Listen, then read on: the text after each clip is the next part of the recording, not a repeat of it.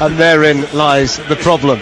Well, it's hot and sticky tonight inside the Donbass Arena in downtown Donetsk. It's like a spaceship from the outside with the blue fluorescent lights. It's as though it's landed here for the evening.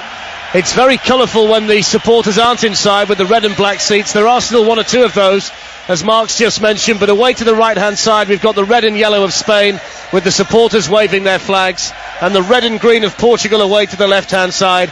It's a familiar scene, isn't it, for the Spanish, the world and European champions, their third successive semi-final. They've never lost in 3 previous European Championship semi-finals. At this stage, 4 years ago, they beat Russia 3-0 and went on to win the championship. Portugal playing their 4th European semi-final, their first since 2004 when they were the hosts of the competition. They've been inspired by the goals of Ronaldo so far and led by this trio from the Bernabeu. Tonight we've got opposites on the coaching benches, the wily old sage Del Bosque and the youngest coach in the competition, Paulo Bento.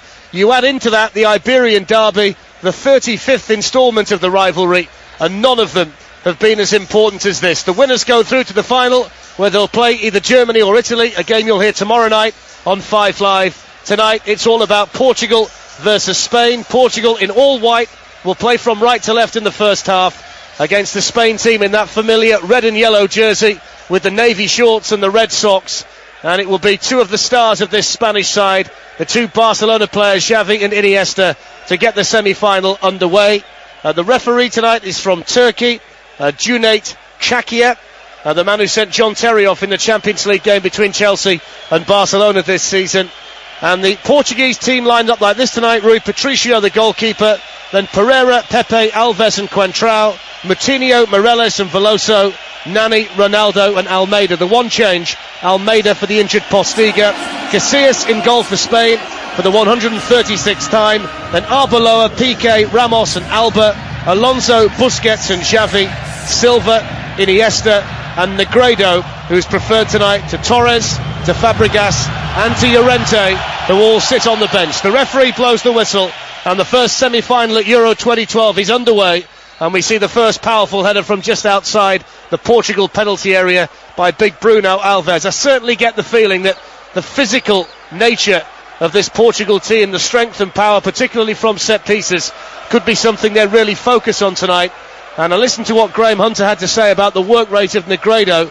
I think he's also going to be beneficial to Spain with regard to marking these tall players at set pieces when Portugal have them. And they've got an early throw-in on the left-hand side, which the captain Ronaldo will take. In fact, he'll leave it now to his Real Madrid teammate Fabio Coentrão on the left-hand side. 3 from the Bernabeu in the Portugal team, a further 4 in the Spanish lineup, and then 5 from Barcelona, which means we've got 12 of the 22 players who play for an El Clasico team. So certainly a lot of familiarity between the 2 sets of players here in the Donbass Arena tonight. Little chest pass there by the bearded figure of Almeida.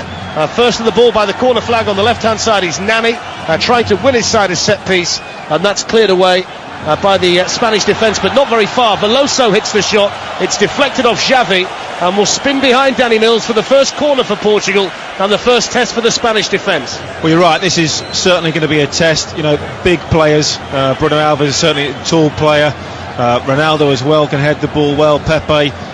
This is going to be an opportunity. Delivery needs to be good and Portuguese need to attack the ball. Portugal will rotate the corner takers. Veloso is going to be the first player to take one from the Portugal right hand side with his left foot, fizzed in towards Casillas, and the Real Madrid keeper there forced to backpedal and tip it behind, and it'll be another corner to Portugal, this time from the left hand side, and Raul Morelos now is the player to come across to take it from the left. Well, that was an interesting corner, whipped right under the crossbar, trying to put Casillas under a little bit of pressure. Unfortunately, no Portuguese players tumbled in on top of him. The big men from Portugal wait in the centre. One of them is Pepe. It's floated in there towards Alves, and that's a good catch by Iker Casillas on the edge of the 6-yard box. He's going to have to be on his guard tonight with the accuracy of the set piece and the height of the Portugal players, but he dealt with that well. Well, I think, if your keeper can come for corners, come for crosses and pluck the ball like he just did, that takes an awful lot of pressure off the back four and off the defence. Arbeloa is adjudged to have fouled Coentrão midway inside the Portugal half, almost on the toes of Vicente Del Bosque, with the rather baggy suit on, the Spanish coach, 62 years of age. Further down the touchline, the much more sprightly looking Paulo Bento, in his first semi-final as a coach at the age of 43. He was in a semi-final for Portugal 12 years ago at Euro 2000. On that occasion, he ended up getting a 6-month ban from football for trying to get the referee to put a red card back in his pocket and shouting at the official. So we'll keep an eye on the energetic figure of Paulo Bento down there on the edge of the Portugal technical area. Big clearance away by Casillas into the Portuguese half, or it's controlled by Pepe, and then Pepe plays it back to Rui Patricio, and the goalkeeper from Sporting Lisbon will play the ball out towards Coentrão on the left hand side. It's a decent ball and a very good first touch by Coentrão, although the challenge comes in from Busquets for Spain, and now it's with Sergio Ramos just outside the centre circle, and then Ramos to Alonso, and the two players from Real Madrid combine to get the ball back to their clubmate, the goalkeeper Iker Casillas, who's all in yellow with a broad black band across the front of that jersey, away to our left hand side. Here's Busquets for Spain. Short ball to Xavi, little flick by the magician from Barcelona, infield then by Arbeloa to Silva, and then forward to Negredo inside the box. Really good challenge though from Pepe, who stuck out the long leg and then clears the ball towards the halfway line, where Almeida is challenged forcefully by Gerard Piqué, and the Turkish referee sees that as a foul, and it's a free kick to Portugal 5 yards inside the Spanish half. 0-0, Danny Mills. Well, I think so far, already you're seeing the two Spanish fullbacks push very, very high up the pitch in an attacking way, and that's going to be a test. Do they carry on doing that? Trying to get forward and outnumber people and leave that gaps for the likes of Ronaldo and Nani to run into. Game yet to really settle down. A little bit scrappy. No team into any sort of rhythm as yet. That will suit Portugal, you would feel.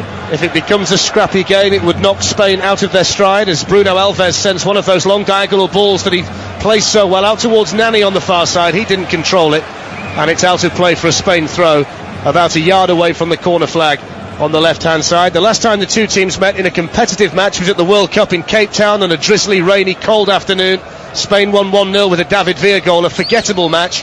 They then met in a friendly in November 2010, and Portugal won 4-0. Both coaches played down the significance of that yesterday, but the Spanish team that night included 10 players who started the World Cup final and David Silva, and 14 of the players who played then are playing tonight, and that must, Danny, give Portugal at least belief that they can come into this stadium here in Donetsk and win the match.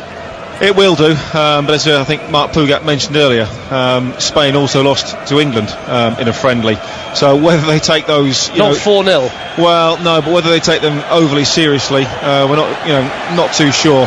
I think at the moment Spain, haven't really got the ball down as yet and haven't been able to get their tiki-taka going. And I think Portugal will be reasonably pleased. Here they come now down the left-hand side, cross into the penalty area. Good challenge again from Pepe, who's having a really good tournament at the centre of that Portugal defence. Timing his challenge as well. He's managed to avoid the mistakes and the costly yellow cards, and he's been rock solid at the heart of the Portugal defence alongside Bruno Alves, who plays his club football for Zenit St. Petersburg. They're two imposing figures, two strong players, but good on the ground as well, and they're going to make life difficult for Spain when they get around that Portugal penalty area.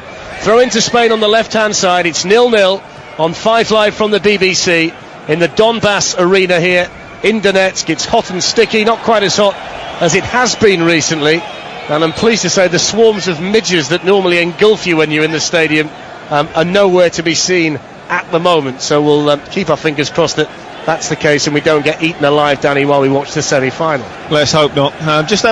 So far the referee's been a little bit officious for me so far, given lots of free kicks away, and I think that's going to be maybe a problem. That's going to disrupt maybe even the Spanish's sort of free-flowing football, even if they're the ones getting the free kicks. Here's Iniesta, short pass to Xavi. How many times will we say that tonight? Now Xavi Alonso on the halfway line, who scored twice in the quarter-final against France. In this stadium, the 91 his 100th cap for Spain. And then Busquets plays it back inside the Spanish half to Piqué. Piqué then back to Ramos, but Portugal are working really, really hard to deny Spain easy possession. Then it's played forward quickly to the edge of the penalty area, where David Silva can't control it, and Rui Patricio can pick the ball up and bowl it out to the left-hand side to Miguel Veloso. He runs towards the halfway line, flicks it forward towards Almeida. Almeida denied a run on goal by Sergio Ramos, and the ball is through to Iker Casillas, away to our left-hand side. I think Portugal, but got to be careful not to try and want to go and score goals too quickly. As we know, when the Spanish have the ball, it's very, very difficult to get it back. I think when they do get it in defensive positions, they're just going to take sometimes a deep breath, pass it around and get a feel for the ball first before they try and go and score. Portugal have had an extra 2 days to prepare for this match. They were criticised in their own country after losing to Germany in the opening match with that Mario Gomez goal, but they've got better as the tournament's gone on. They've had a problem though in the build-up to the match. They've been staying in the same hotel as a lot of Spanish journalists, which has been quite interesting for some of the players. 0-0, free kick to Spain, just short of the halfway line.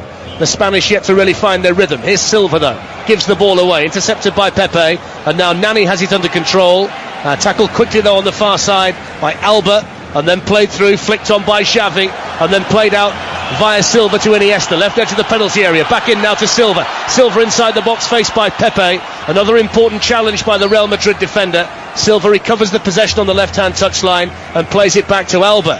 And Alba from Valencia to Busquets of Barcelona, and then out to Silva on the left-hand side. Here's Iniesta once more, just outside the angle of the penalty area, left-hand side. Iniesta wriggles into the box as well, plays it to Negredo, didn't get the ball under control. It'll fall for Arbeloa, shot over the bar from the edge of the penalty area. First chance of the game, and Arbeloa should have hit the target. Oh, great opportunity, came out to him, side-footed the ball, just didn't quite get his chest over the top and put it over the bar. But just before that, Iniesta was absolutely magnificent. Played a fantastic 1-2 on the corner of the box. Drifted past 2 or 3 Portuguese defenders, and then as he cut the ball back, slight deflection, a bit lucky, and you thought, surely this is the time. Hit the target, Arbeloa. Unfortunately, he didn't. Lent back over top, but an opportunity. And first sign of Spain really playing their tippy-tappy stuff. Having seen the expression on the face of Patricio on the replay, he wouldn't have got to that had it been lower from Arbeloa. Here's Iniesta, strikes the shot outside the box, always writing, and that's over the top of the bar and behind for a goal kick to Portugal, away to our right-hand side. 10 minutes played, 0-0 on 5 Live, but just 1 or 2 signs, Danny, of Spain, the defending world and European champions, starting to settle and starting to significantly dictate the tempo of the match. Yeah, definitely. I think what's helping them as well, compared to other games that I've seen, Almeida's staying very, very high up the pitch. Ronaldo will, he won't track back, and also Nani. And of course that gives the Spanish midfield a lot more room to play their football. Well, Ronaldo, with 10 minutes on the clock, is yet to touch the ball, and it's been billed as Ronaldo versus Spain, and he's yet to be involved.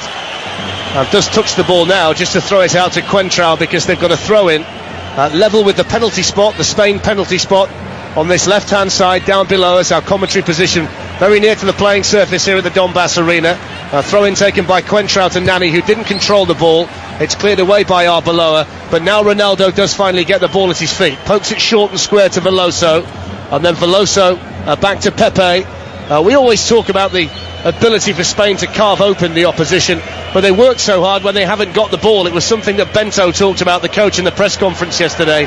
He says Spain are at their most dangerous when they don't have the possession. They don't allow you any time to settle, and we saw it then. The ball's gone out of play, and it's a throw into Spain, and they close you down so quickly, Danny. Well, one of the reasons for that is because they play a lot of short passes. They don't hit sort of rake in 40, 50 yard passes, into the channels, into front men.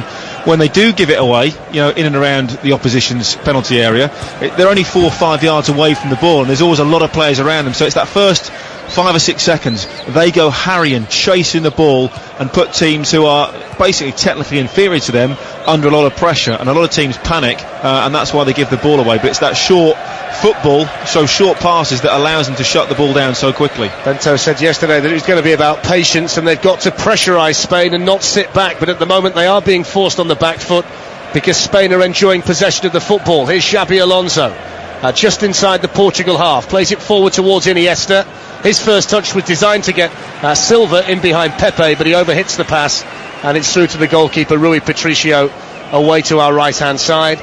They couldn't be in better form, could they, Spain? 18 competitive matches without defeat, dating back to that group opener against Switzerland at the World Cup, and their last 8 tournament knockout matches they've kept a clean sheet. They've been very, very difficult to break down and extremely difficult to beat at the business end of tournaments in recent times. And Portugal, who'd started fairly brightly, are now showing a real propensity to give the ball away and concede possession needlessly and give it back to Spain, and they'll thrive on that. this is one of the issues you have against the Spanish. You know, they will continue to play, you know, their little passes all night long, side to side, come backwards, and basically they wear you down, and they keep doing it until you're so tired you can't play anymore. Here's Ronaldo on the run though, down the left-hand side, runs at Gerard Piqué, takes him onto the outside. Ronaldo at the byline, sends in the cross just too high for Nani, and plucked out of the air by Casillas on the edge of the 6-yard box. Really good penetrating run by Ronaldo, and a decent ball into the middle as well.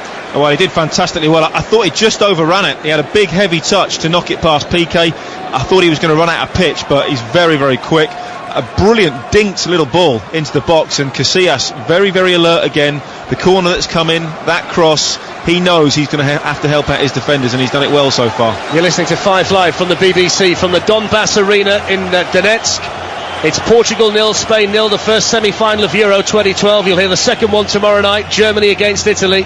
On 5 Live. If you want coverage of Wimbledon, by the way, continues over on 5 Live Sports Extra. Novak Djokovic due on court. Alves with a long raking diagonal ball out towards the far side, towards João Pereira, who couldn't keep the ball in play, and it's out for a throw on the left, midway inside their own half, to the world and European champions from Spain. You would suggest, Danny, that the fullbacks are going to be important on both sides in this match, because both teams want to try and get the fullbacks in advanced positions, and so far we've hardly seen Coentrão and João Pereira able to cross the halfway line for Portugal. No, they haven't, and again that's because they're giving the ball away a little bit too cheaply, you know, trying those long balls to try and score early, and again as they just hit another one, you know, it has to be an absolute wonderful pass, inch perfect, you know, and a fantastic run at the same time, and that very rarely happens in football.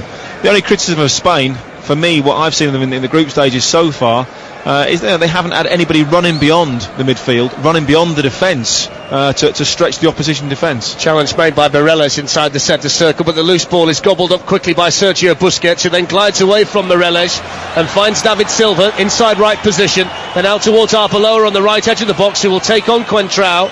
Looks for a red shirt, help arrives in the face of Veloso, and then Arbeloa runs into Coentrão and fouls the Real Madrid defender. One Real Madrid defender fouling another one, and it's going to be a free kick just outside the penalty area on the left-hand side to Portugal. Could be an interesting battle between those two tonight, bearing in mind Arbeloa tends to keep Coentrão out of the starting lineup in league matches at the Bernabeu. Maybe Coentrão might feel he's got a point to prove tonight. Yeah, definitely, you're right. You know, both pairs of fullbacks are going to be vitally important this evening. But just noticing there, Portugal doubling up on Arbeloa as he went forward. You know, of course, if that means they are going to double up in places, there will be people spare, and if you're going to do that, the work rate, the extra work rate you have to put in, is going to make you very, very tired towards the end of the game. Ronaldo to Almeida, then back to Ronaldo. That's really nice from Portugal left-hand side. Ronaldo runs into the penalty area, just had his ankles tapped by Arbeloa, and it's going to be a free kick almost on the white line of the penalty area on the left-hand side. Had there not been contact, Danny, Ronaldo might well have been in on goal, but it was just a little clip of the heels. I think he might actually got something of the ball as well. Well, for me, it wasn't a foul. It was Ronaldo kicked Arbeloa as he was running through. There was no intent in either of it, but I think then he had a couple of paces and then went down after a stumble. I think the referee read that one wrong. It was a collision, and almost, I don't know, Ronaldo kicked the back of Arbeloa's heel, not the other way around. Well, it's an opportunity for Portugal, that's for certain, because it's about 2 or 3 yards outside the penalty area. And Ronaldo strides back and then assumes that familiar pose with the legs apart. He's going to shoot. Without a doubt, he's going to shoot. Yeah. There's a two-man Spanish wall, and here's Ronaldo with the right foot straight into that wall. It thuds off the thigh of Xavi and rolls out of play for a throw-in on the left-hand side. A bit of a waste there from Ronaldo.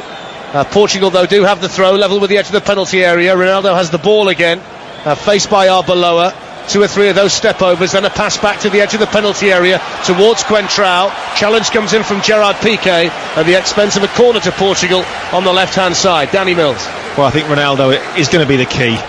We knew that from the very, very start. If they can get him on the ball, get running at people in space, then he's going to cause all sorts of problems for the Spanish. João Moutinho is going to be the third corner taker for Portugal already in the match, and he sends it fizzing into the centre towards Pepe, and it's headed away by Sergio Ramos and out for a throw-in on the left-hand side. That near-post run by Pepe can be so dangerous from corners. Oh, definitely. And I think, you know, like you said, the fact that they rotate the corner takers, they mix it up, it becomes very, very difficult to defend against. Here's Almeida challenging Ramos on the edge of the penalty area. Ramos wins the header, and the ball is out of play on the far side level with the edge of the Spanish penalty area for a throw-in to Portugal.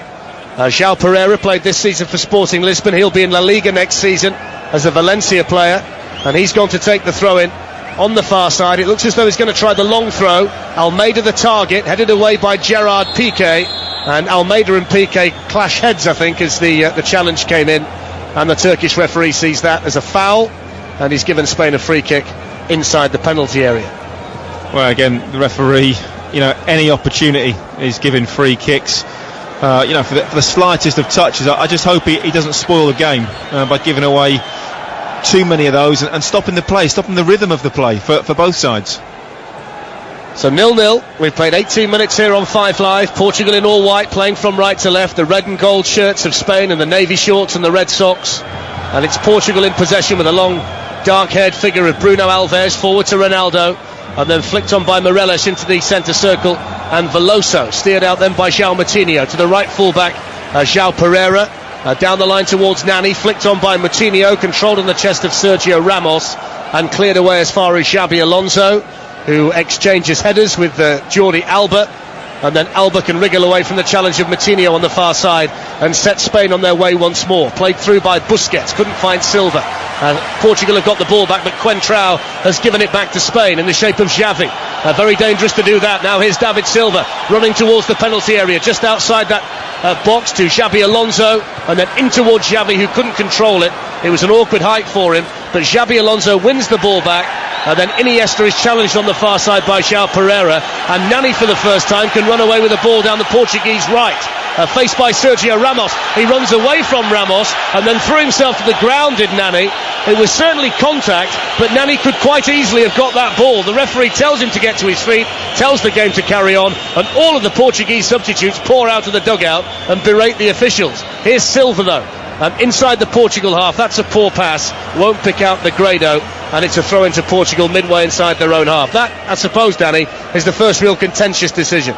Well, interesting, because Ramos knew exactly what he was doing. He'd been beaten for pace, he'd come in on the inside, and he could have carried on. He was going to be in on goal and possibly get a shot away. Because he threw himself to the floor, I think the referee then decided, actually, no, I'm not going to give that. But just before that, when Spain broke, it was Arbeloa got a tackling on Cristiano Ronaldo, just got his toe just in front. It was very, very tight as it came into him, and that allowed the ball to break down from Coentrão and Spain to break. So two important pieces of play. It remains 0-0, 20 minutes played. Xabi Alonso plays the ball through the midfield area towards David Silva, inside the centre circle in a central position, but still inside his own half, and then via Xavi it's at the feet of Iniesta, and then to Xavi again, and then back to Xabi Alonso. They're so neat and tidy in possession. They can pass the ball around like this all night if they want to. Busquets, who matures with every season, still a youngster Busquets. And then Arbeloa back towards the halfway line in Gerard Piqué.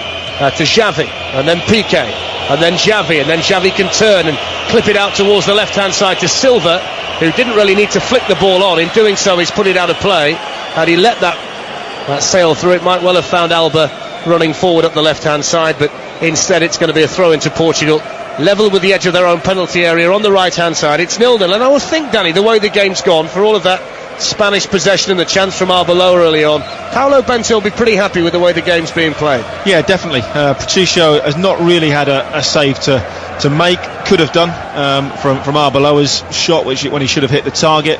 But so far, interesting. Spain, I think, are playing with a slightly higher tempo than that I've seen them before. They look like they're trying to get the ball forward a little bit quicker, and in doing that at times they're forcing the issue, and they've given away one or two needless passes high up the pitch.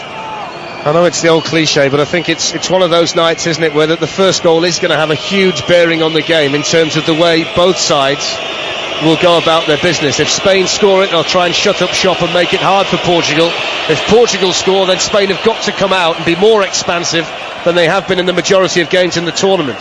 Coentrão battling for the ball with David Silva, headed away then by Bruno Alves, who's a really tall, powerful figure. But Spain have got it back again now with Busquets inside Portugal territory to Xavi, and then to the left fullback Alba, who loves to get forward, to trademark of the Spanish play. played forward by Iniesta to Alba, and then back to Iniesta, the man who scored the winner in the World Cup final. And then Xavi into the centre circle to Sergio Ramos. Sergio Ramos to Gerard Piqué, and then Piqué can stride forward for Spain. Misplaced pass though by Negredo. Portugal have it back again, and here's Ronaldo on the left hand side. That's a heavy touch. It's cleared out of play by Arbeloa. It's a throw into Portugal. It's 0-0. We're at the midway point of the first half, and here's John Murray.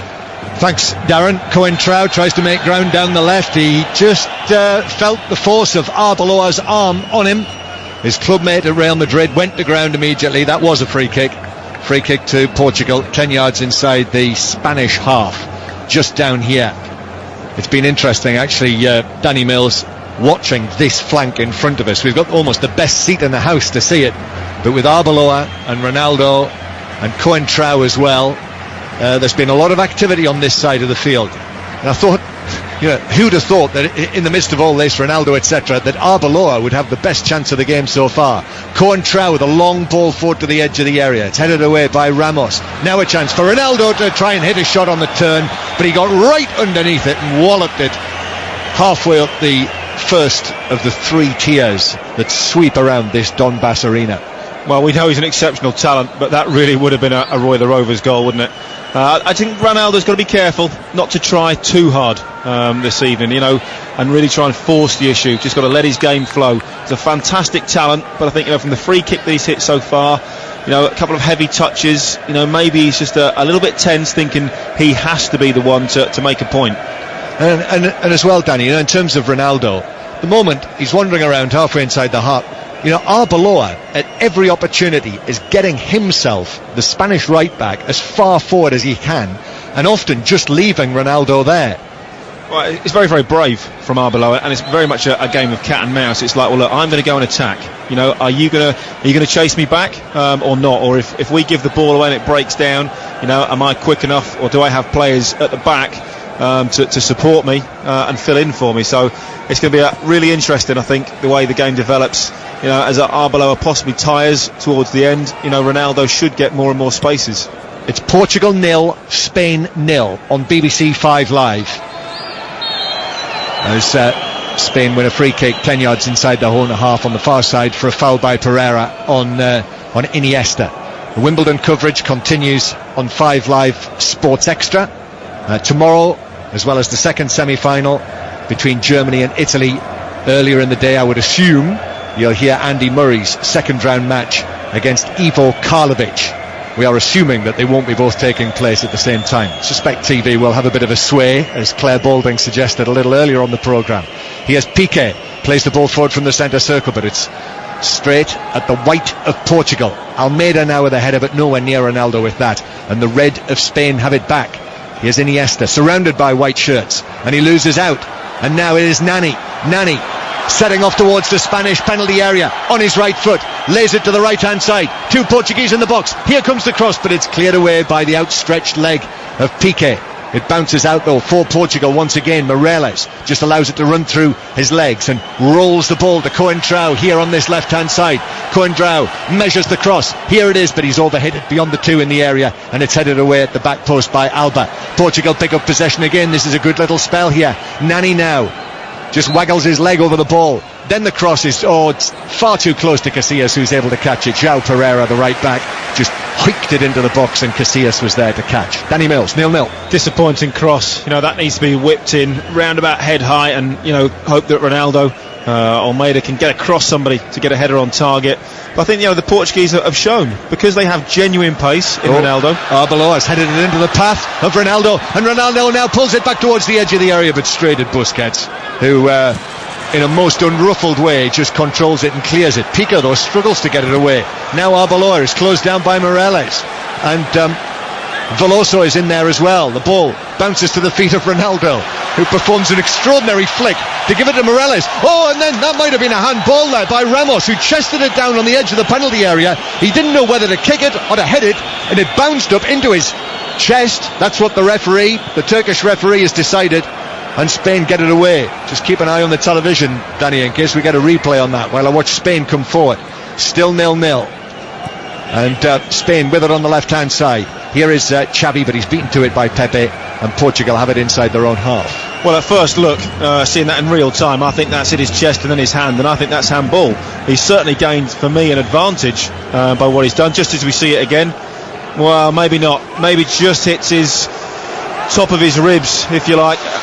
It's difficult. Did it or not? It's really difficult to tell that. From one angle it seems to, and the other angle it seems to bounce up and hit himself in the chin. Yeah. It's very, very difficult. So I think the referee, unless he's 100% certain, can't give that. But we've just seen, Piqué have a shaky spell in and around his own box, and Ramos as well. And Portugal, with that pace of Ronaldo and Nani, can certainly threaten the Spanish defence. Well, that's what we've wanted to see, isn't it, you and I, since we did the very first game for Spain in the group against Italy, just to see this defence, this Spanish defence, being put under some pressure.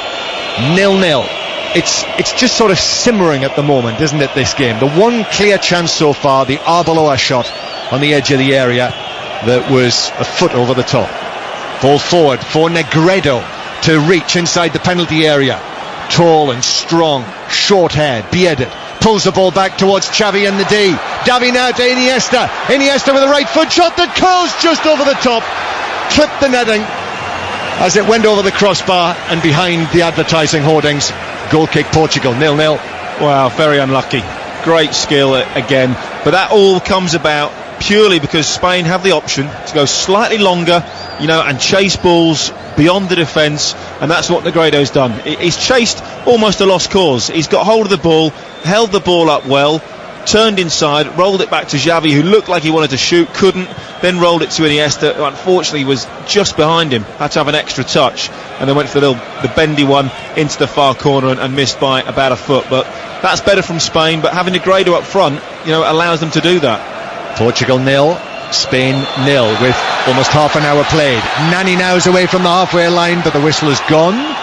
The whistle has gone to bring it back for Portugal, even though Nani was breaking through the inside right position.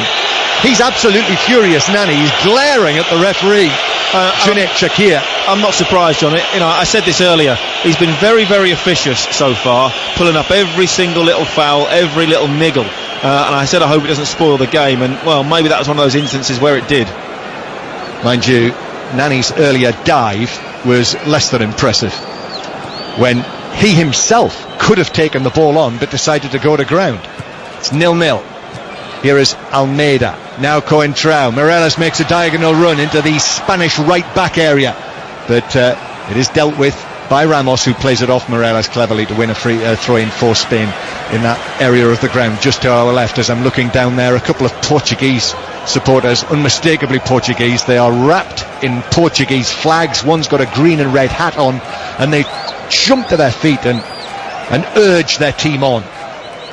Ball finds its way all the way back to the Portuguese goalkeeper, Rui Patricio, all in black, in the goal to our right, and he gives it out for Veloso to roll forward to Nani. Now Moutinho with a ball down the right hand side to João Pereira on his left foot. It's been closely watched there by a combination of Iniesta, but it's lost by Spain, given to Ronaldo. Low left foot shot into the side netting. Well, Ronaldo's saying that's taken a deflection either off Casillas with a dive or from the defender, but it's a goal kick to Spain. Again, brilliant work from the Portuguese. They did fantastically well, harrying, putting the Spaniards under pressure just outside their own box, managed to win the ball back, and unfortunately for Ronaldo, just as he turned, he was just stretching on his left foot, couldn't get a real clean shot on target, and it just went a couple of inches wide of the post. But again, great from the Portuguese, putting the Spanish under real pressure in and around their own box. It's 0-0, 5 live. Here's Iniesta with the ball right on the left flank, and eventually the challenge comes in from João Pereira to put it out for a throw-in to the Spanish halfway inside the Portuguese half. Spain, the defending champions, the world champions, against Portugal, who have never won a major title.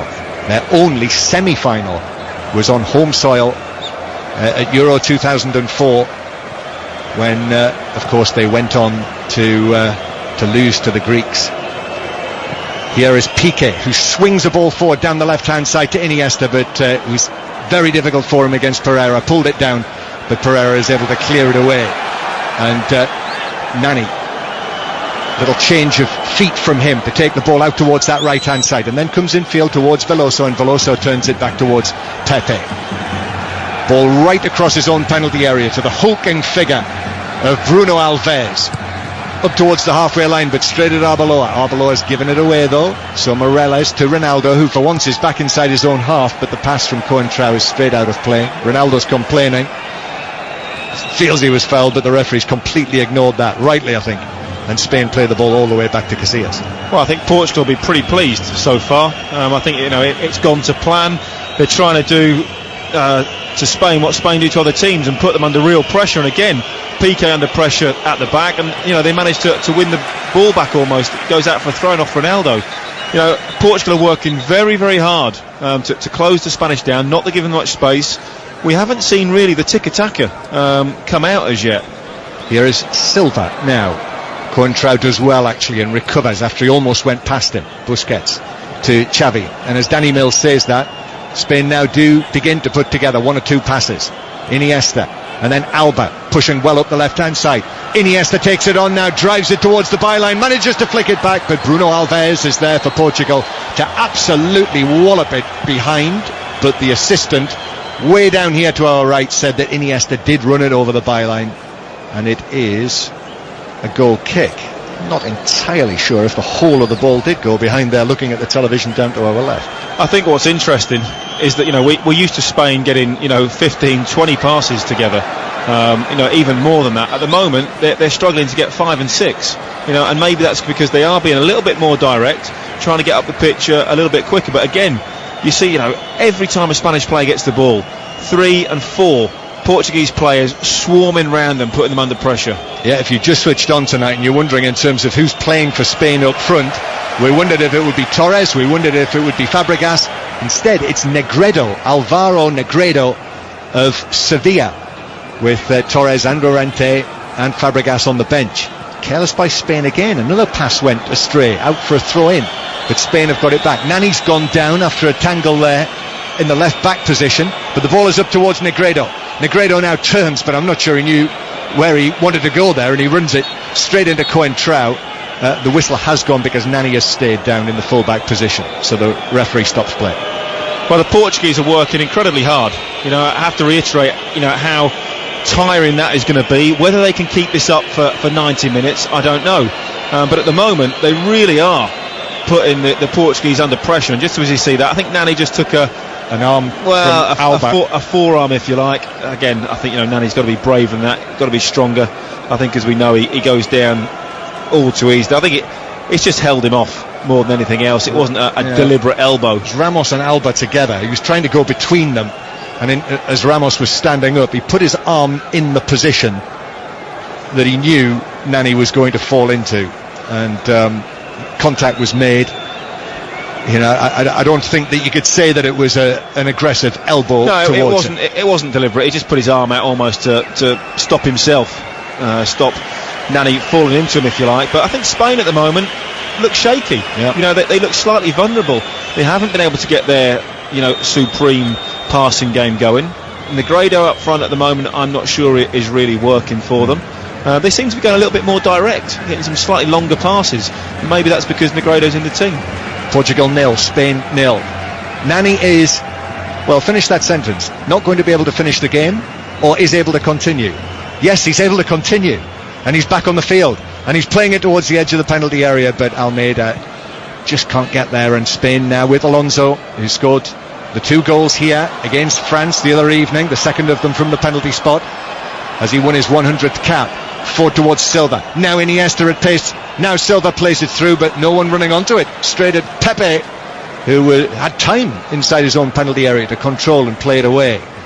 Back to Spain though on the halfway line, Alonso, and here is Alba now, who they say may well be Barcelona bound this summer, turns and plays it back, and Alonso in a very deep position is able to pass the ball back towards Casillas, who's looked extremely secure in the early stages, hasn't really had to make a save yet, dived for the Ronaldo shot, but the crosses that he has had to take, he's done very well. Casillas now plays it up into the centre circle where Bruno Alves is into Negredo and concedes a free kick. What Portugal are doing, they're gambling. They're basically saying when the players get at the back, Piqué, and Ramos, they are pushing very, very high up. Almeida is putting them under pressure. Ronaldo is staying high up the pitch, as is Nani. And then when the ball goes back to Casillas, he has no option. He doesn't have the short pass anymore.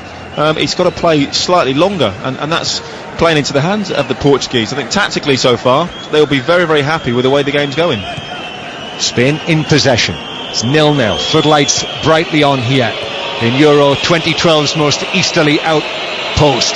Here's Alonso looking up and trying to hit one of those raking passes from left to right, and it finds Silva. Silva controls it, running against Bruno Alves. Silva now plays it through for the run of Iniesta, but it just wasn't timed quite correctly, and the ball ran through into the gloves of Rui Patricio.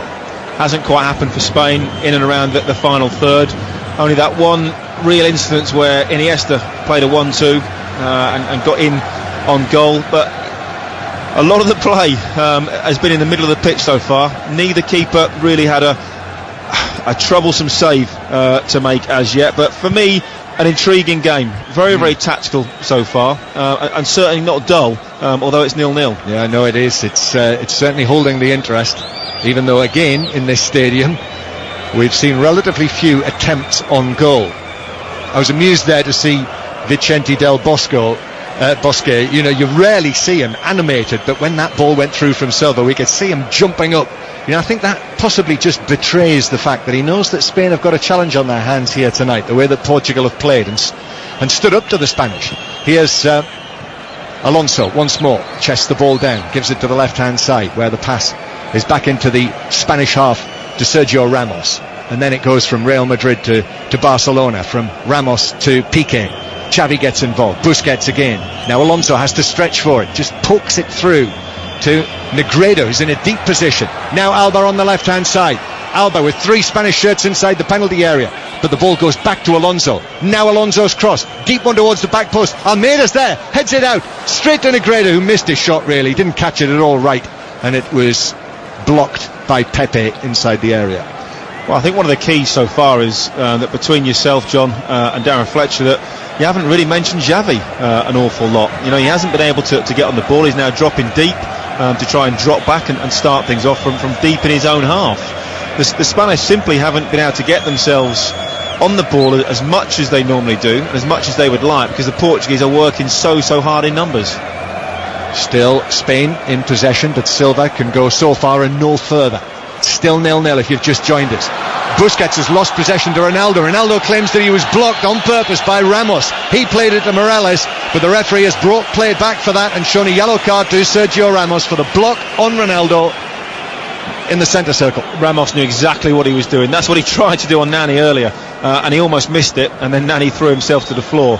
He realised it was a 2-on-2 situation, and I think you have to say that's probably a good foul. Had Ronaldo got away and got the other side of Ramos, I think Spain would have been in trouble. Yeah, Real Madrid on Real Madrid again. Free kick to Portugal. To Morales, middle of the Spanish half. Turns as Busquets comes across and gives it to Coentrao on the left-hand side. Coentrao's cross to the edge of the area, headed away by Piqué. Only out to Veloso. Veloso, who is able to turn under pressure from Xavi and find Pepe. Now across comes the ball to this side, the Portuguese left, to Coentrao. And Veloso to Ronaldo. Ronaldo gets it again, but Spain, with everyone apart from Negredo behind the ball and forcing Portugal back into their own half. 4 minutes to go to half time and it's still 0-0.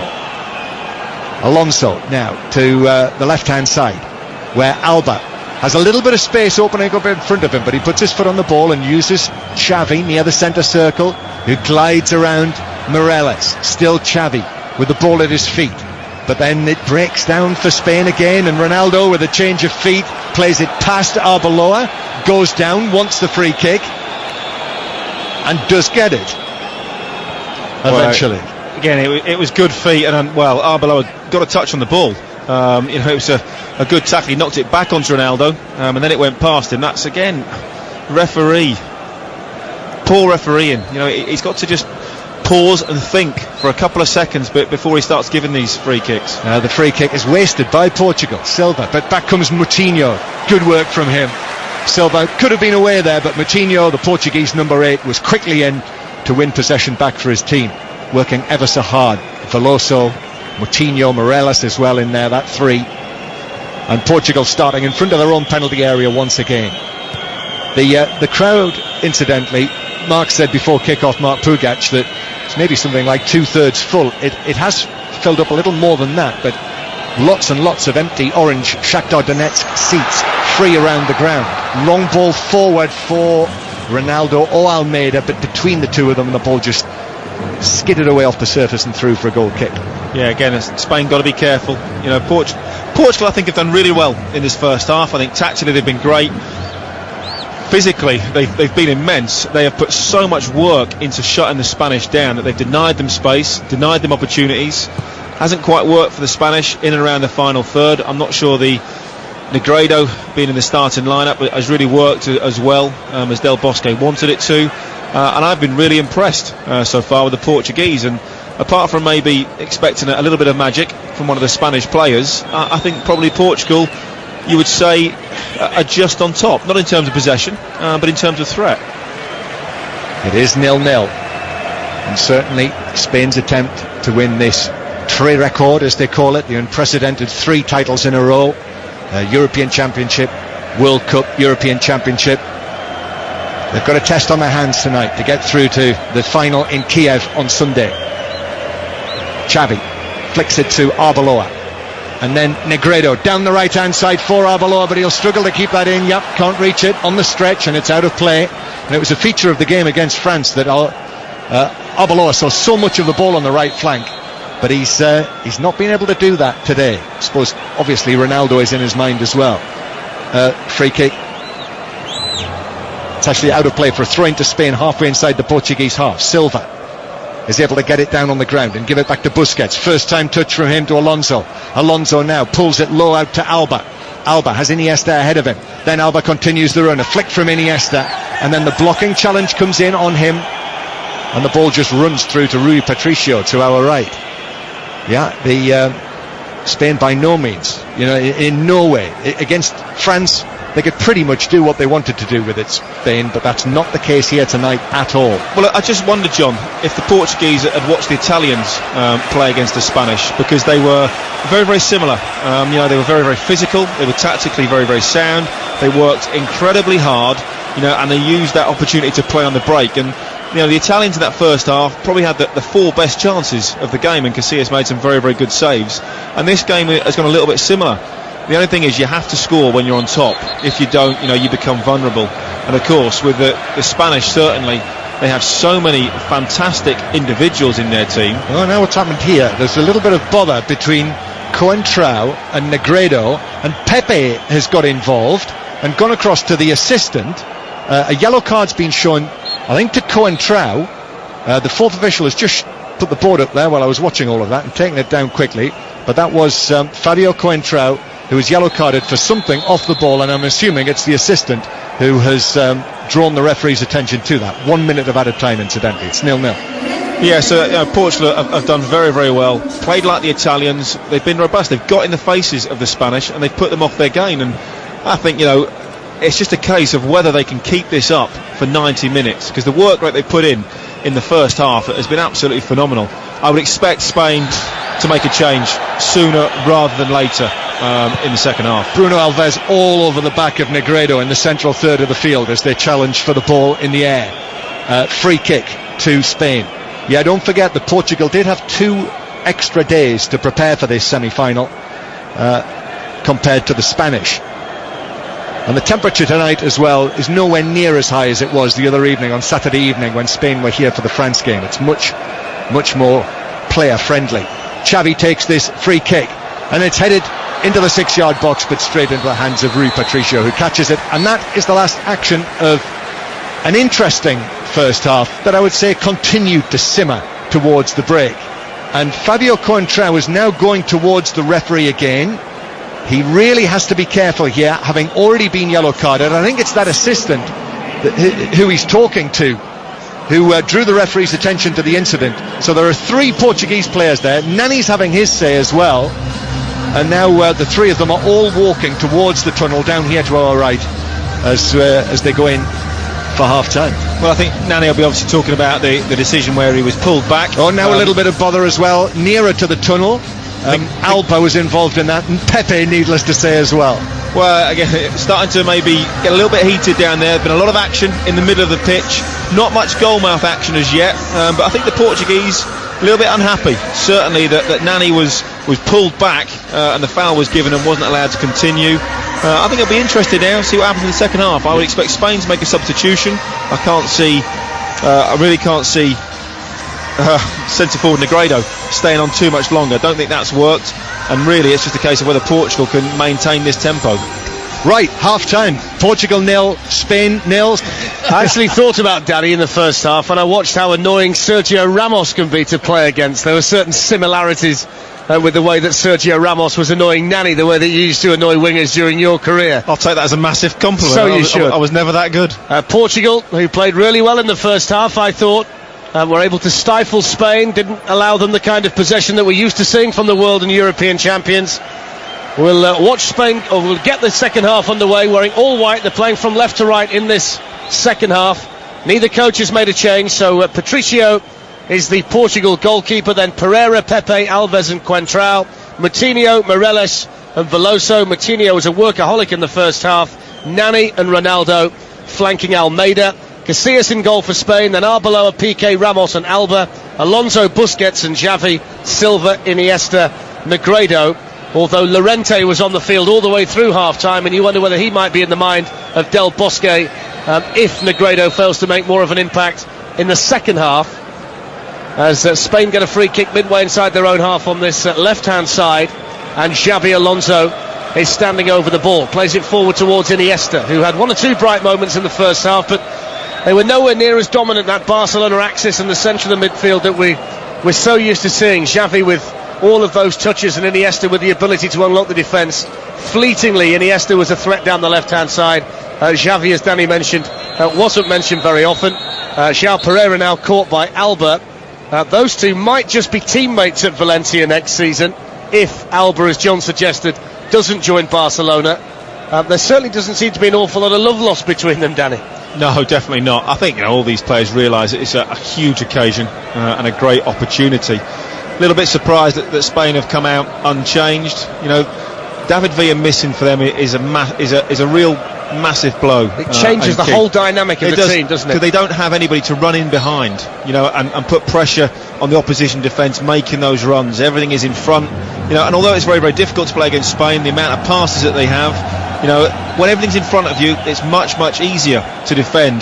But already, Portugal have come out in the second half and are still trying to do exactly the same thing. Press high up the pitch, put pressure and make Spain play the ball slightly longer than they want to. Well, we will go all the way tonight, whether it's extra time, penalties, or whether they can sort this Iberian derby out in 90 minutes. 0-0, Spain in possession. Nani almost was able to nick it off Alba. In the end, Alba's able to get the ball back to Sergio Ramos. One of the players booked in the first half, he got a yellow card for the block on Ronaldo. Coentrão also went into the notebook for something off the ball, which was spotted by the assistant. Of course, the yellow card slate has been wiped clean now, so you'd have to be sent off in the semi-final to miss the final.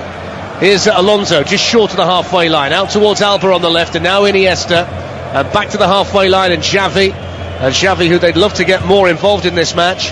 On the night he wins his 114th cap, and then out towards the far side, and Arbeloa, infield to Busquets, midway inside the Portugal half, and then Xabi Alonso tried to thread it through in the direction of Xavi, who looks forlornly back at Xabi Alonso because he wasn't accurate enough with the pass, and it's through to the goalkeeper Rui Patricio.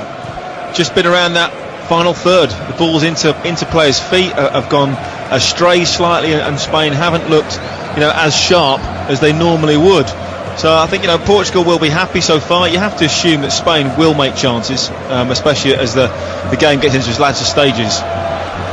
Here's Nani on the right hand side. Nani just outside the penalty area, bends it in towards Almeida, flicked away, picked up by Ronaldo on the edge of the penalty area. Ronaldo was able to turn, and then David Silva got a really important challenge in, and it's clipped away down the right hand side by Arbeloa to Silva, and then forward towards Negredo, who's not been able to compete physically with Bruno Alves tonight, although this time the Portuguese defender is overzealous in that challenge, and it's going to be a free kick to Spain, 5 yards short of the halfway line. Just going back though, that's the first time with the cross on the right we've seen that physical presence of Almeida in the centre when Portugal attack.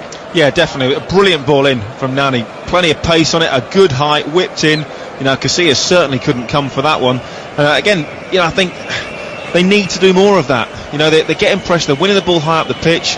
Ramos and PK, not brilliant in the air. They'll have a go, but they're not like a John Terry-esque type defender who's going to head everything clear. Problem that Portugal have got is breaking down Spain. It's now 6 hours since Iker Casillas conceded a goal in the championships. The goal he conceded, scored by Di Natale in the group game against Italy. It's now 360 minutes without conceding a goal for Spain's number one. That just highlights the problems that Portugal are going to have in this semi-final, which you're listening to on Radio 5 Live from the BBC. Tomorrow night, Germany against Italy. Before that, Andy Murray on centre court in his second round match at Wimbledon. If you want coverage of the tennis, it continues on 5 Live Sports Extra. Ramos for Spain, just outside his own penalty area. Misses out Alonso and finds Piqué, and the Barcelona defender can stride towards the halfway line and play it short to his Nou Camp colleague Xavi. Xavi then out towards the left-hand side, and Sergio Ramos to Iniesta. Iniesta then to Alba. A couple of yards inside Portugal territory on the left. Infield once more then to Xavi inside the centre circle, who scans the field and then turns back and runs towards the left and flicks it forward to Busquets, and then back to Xavi, and then to Arbeloa on the right hand side. Arbeloa to Silva, back to Arbeloa. They've worked a good position here, Spain. Arbeloa crosses and João Pereira heads it behind for a corner. It's the best bit of football we've seen in the second half. Danny Mills. Well, I hate to say this to Portuguese fans, but Portugal look tired already in the second half. They're not getting the 2s and 3s and 4s of the amount of players around the ball like they were in the first half. They've come out second half and they look a little bit jaded. Maybe they've given too much in that first half. Short corner taken by Xavi to Iniesta, and then to Silva, and then back to the left hand side, and Xavi, who swings in the cross, headed up into the air by Almeida, easy to spot with that dark beard, and then headed forward by Silva.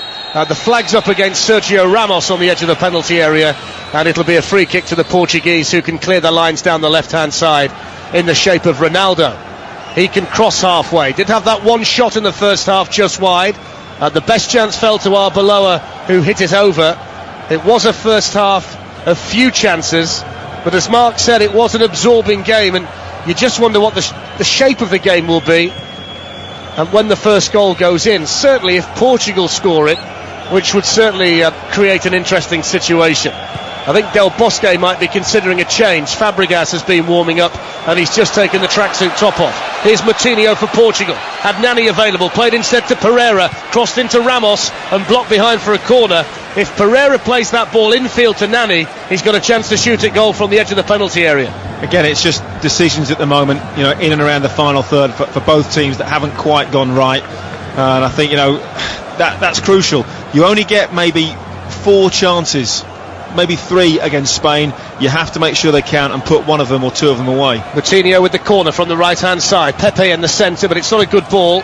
It's cleared away by Xabi Alonso, and then via the Alba clearance the ball hits Nani and has gone behind for a goal kick to Iker Casillas in all yellow, away to our right hand side. Fabregas is stripped and ready, just having a discussion with Del Bosque and another one of the Spanish coaches in front of the Spain bench, which is to the right of the halfway line. The Portugal bench is directly below our commentary position here on 5 Live. The Portuguese substitutes are warming up as well. I can see Custodio and Varela, who scored the winning goal late against Denmark in the group.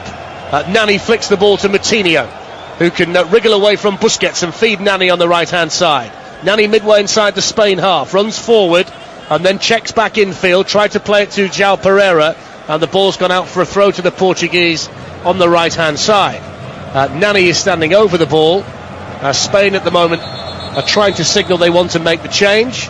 The Turkish referee, Mr. Çakir, has now noticed, and the ineffective Alvaro Negredo is going to be going off, and Cesc Fabregas will be coming on, and we're back to this system that they call the false 9, Danny Mills. Well, again, Spain reverting to type. I think Negredo up front hasn't really worked. He hasn't put the players under as much pressure as Del Bosque maybe wanted him to. So yeah, they reverted to type. Fabregas will now play, at the point, if you like, of a midfield 6. And this is where now they will go back to passing the ball more. But I think again that will depend on how tired the Portuguese get. Can they keep up that intensity for another 45 minutes? And to think Craig Levein was criticised for a 4-6-0 system. Fabregas has scored a couple of times in the competition, got a goal against Ireland and against Italy in the group stage, so it's not been a complete failure, the system. It just seems odd when you've got the likes of Fernando Torres and Fernando Llorente on the bench that you bring on a midfield player and provide a system that doesn't look like it's going to create an awful lot, but we'll wait and see. Well, I was reading something the other day from Del Bosque, and he says, do I really need to roll off my CV to defend myself? Well, no, he doesn't. No, exactly. So I think we have to trust in him. What he's done, at club and country level, it is fantastic, and he knows his players better than anybody else. Here's Alba running into a bit of traffic. Veloso made the challenge, and then Moutinho puts it on a play right in front of Paulo Bento, who seems to be feeling the heat. The dark jacket has gone. He's down to the white short sleeve shirt now. Just down below us on the edge of the technical area, as Busquets is fouled. Free kick to Spain. They've got the momentum in the second half, but still 0-0 with 55 minutes gone, and the first semblance of a Mexican wave rolling around the arena here, the Donbass Arena in Donetsk. Spain in possession on halfway with Xavi. So often the inspiration. Now it's with Alba on the left-hand side, and then back to Busquets, who's in there to break things up in the centre of the midfield. Now the elegant Xavi Alonso, edge of the centre circle, left side, and then back to Busquets. Portugal are well organised, they're well drilled, they've got their defensive positions in order, and Spain give the ball away. This time it's Iniesta. Pepe can tidy things up on the edge of the box and clear to Moutinho just short of halfway. That's a brilliant turn by João Moutinho, who tried to thread it through towards Ronaldo. Partially cleared by by Arbeloa rather. Now Ronaldo rolls it forward to the charging Coentrão.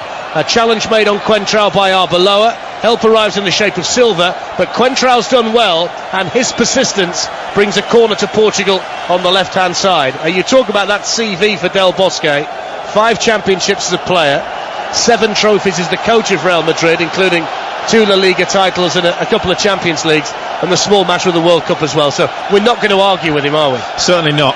But I think, again, Spain just struggling, I think, maybe with the physicality of the Portuguese team. Alves and Pepe have gone forward. Ronaldo and Almeida, obvious threats as well. Nani's corner, whipped in, poor ball, cleared away towards the halfway line by Fabregas, and the ball will roll out about 10 yards shy of the halfway line for a throw to Portugal on the left-hand side. They've not made much, have they, of the corners that they've had, the set pieces they've had, with this significant aerial advantage, Portugal.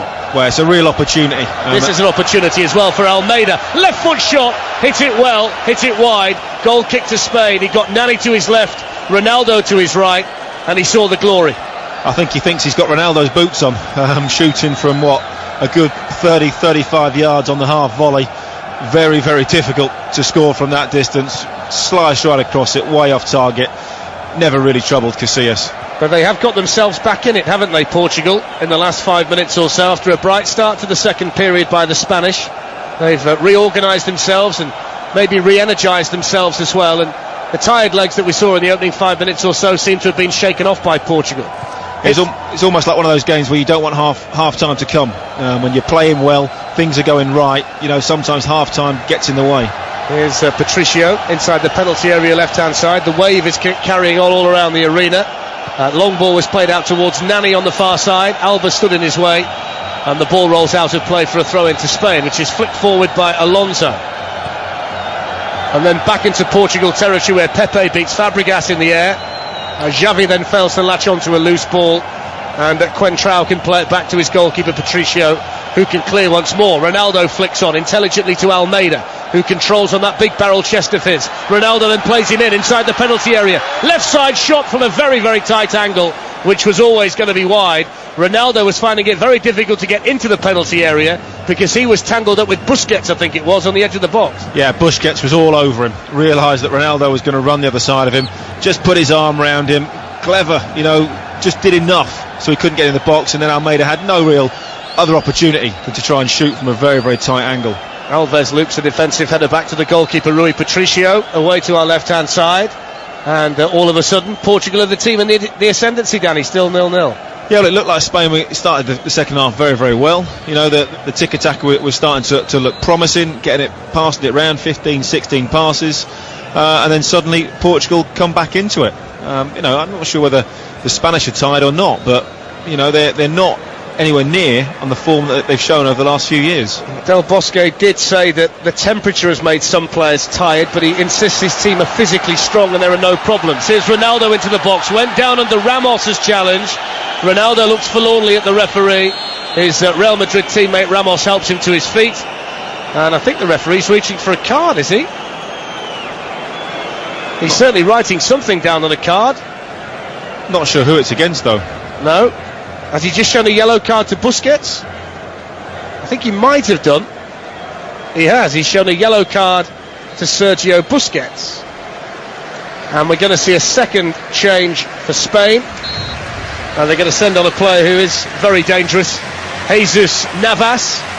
And the player to come off is going to be Manchester City's David Silva. Navas is a very impressive player at times, Danny, isn't he? Particularly when he comes off the bench for Spain and changes the pace of the way they play. Well, it came on against the Italians, and he was very, very direct on that right-hand side. A proper winger, if you like. He gets the ball and he just knocks it past the fullback and runs. And that gives the Spaniards an opportunity to get in behind, and that's what they've lacked so far in this tournament. Pepe has now committed a foul. Right down below us, he's going to get a yellow card, is Pepe. I think Xabi Alonso is writhing around in agony on the halfway line. The Spanish players weren't happy with that challenge of Pepe, who just seemed to catch Xabi Alonso in the base of the back with his knee as he jumped to win the header. So a flurry of yellow cards now, and while Xabi Alonso gets a bit of treatment down there below us, 16 minutes gone in the second half here, 0-0. Alonso has just given daggers to Pepe. No love lost between two Real Madrid players at this stage of a major championship. Navas, of course, who's just come on, was the player who scored the late winner against Croatia to clinch the group for Spain. Fabregas on the left-hand side. Plays the ball infield to Iniesta. Iniesta then towards Fabregas, but they're vastly outnumbered, Spain, when they come forward. Portugal get the majority of the outfield players behind the ball and say to Spain, well, OK, then break us down. And so far, they've not been able to do that. Well, again, because Spain, they haven't got anybody going in behind. There's been no threat, and that's why Navas has come on. He did score that goal, but it was down to Iniesta's brilliance and unselfishness, if you like. But again, Iniesta and Xavi haven't been on the ball enough for the Spaniards to create any golden opportunities for anybody. It's going through a really scrappy period now, the game as well, which is playing into the hands of Portugal, who, while the game is scrappy like this, can conserve their energy and take a few deep breaths and prepare themselves for the onslaught of possession which is sure to come from Spain in the second half, and not overexert themselves too much at this stage of a match where they are going to have to keep their concentration as much as anything else. If you switch off for a second, you're in big trouble against Spain. Iniesta gives it away.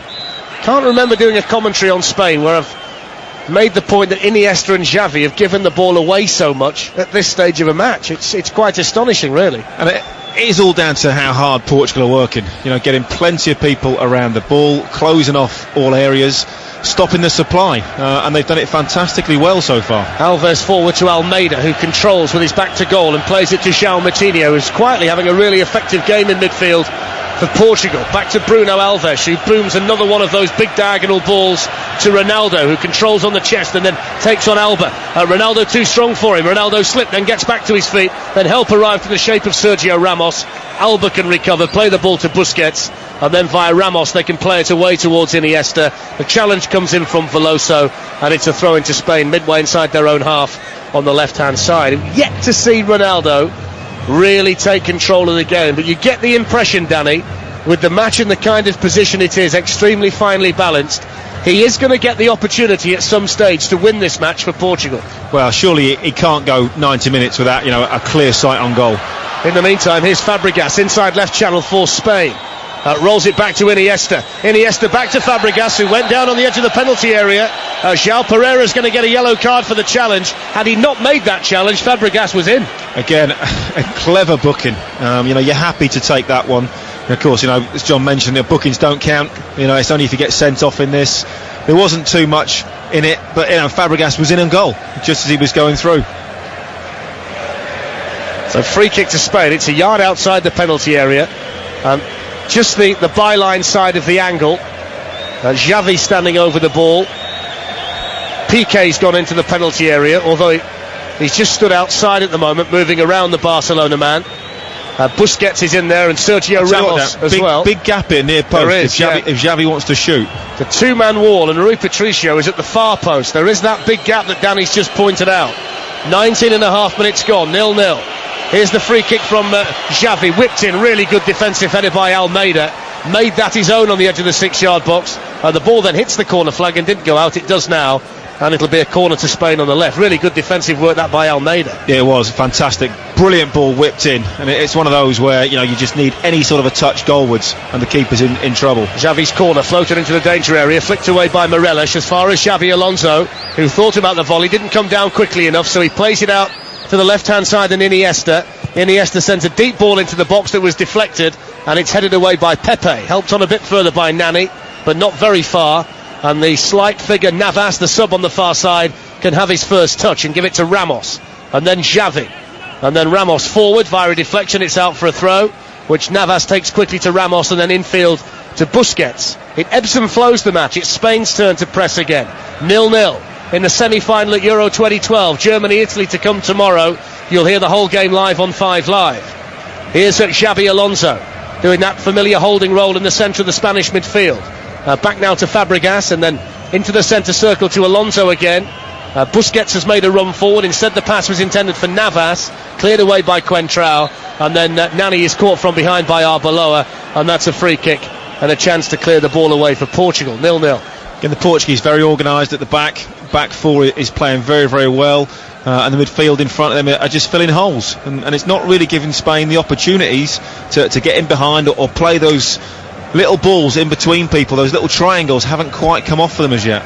11 semi-finals in the European Championships have gone to extra time. At the moment, if you're a betting man, you might make the suggestion we could be on for number 12 tonight, unless there's a mistake somewhere, because they're cancelling each other out at the moment, Spain and Portugal. Well, I think it could be a mistake or a moment of genius from one of those special players out there, and I think that's what it's going to come down to, or it will be extra time at the moment, because neither team on top and creating. Xabi Alonso's gone for goal with a free kick from 10 yards inside his own half, and he's dragged it 15 yards wide.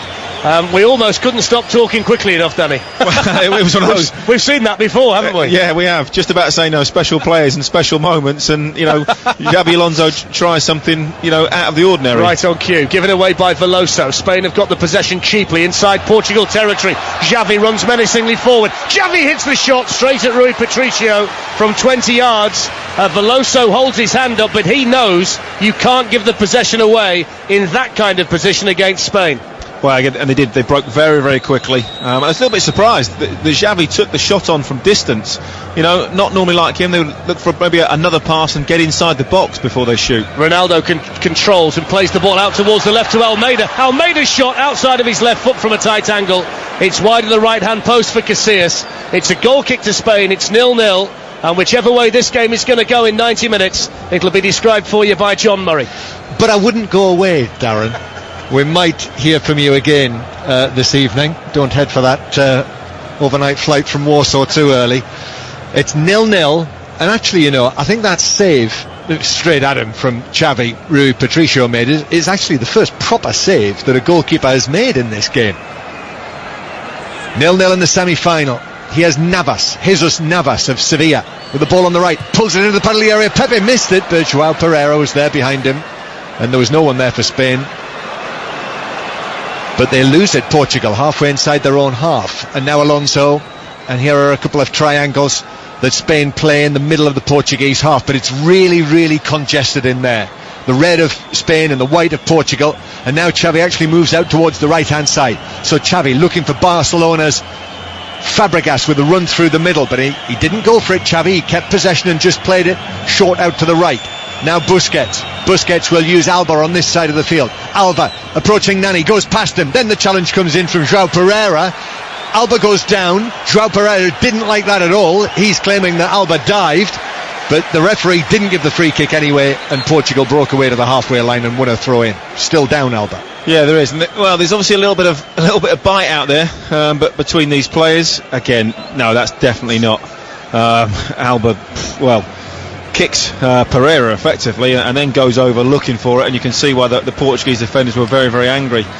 Portugal do look like they're getting slightly tired trying to shut the ball down and close the Spanish down is getting harder and harder for them.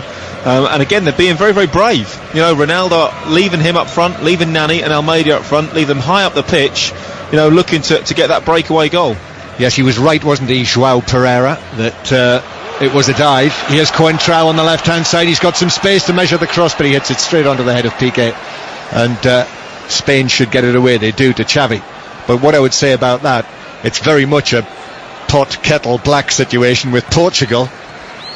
Takes one to no one when it comes to diving. Here's Xavi over the halfway line, but just puts his foot on the ball now and then manages to thread it between two Portuguese players to Fabregas.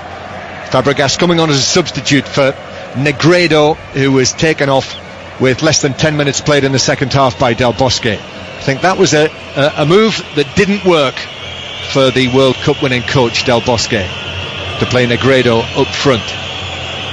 Alonso is trying to pick out another long pass towards the right hand side, but back comes the challenge. It's Almeida there, who's heading it back from a position almost in his own left back position, the Portuguese number 9 heading it back to his own goalkeeper.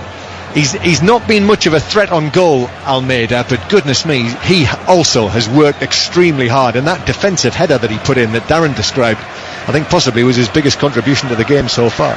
Yeah, definitely. He's had a couple of half chances which have been really awkward shooting positions for him, but you're right, he has worked tirelessly, and he's now sort of drifted out to the left hand side. Ronaldo in a central position moves away from Busquets, but Arbeloa got himself in between the ball and Ronaldo and obstructed him.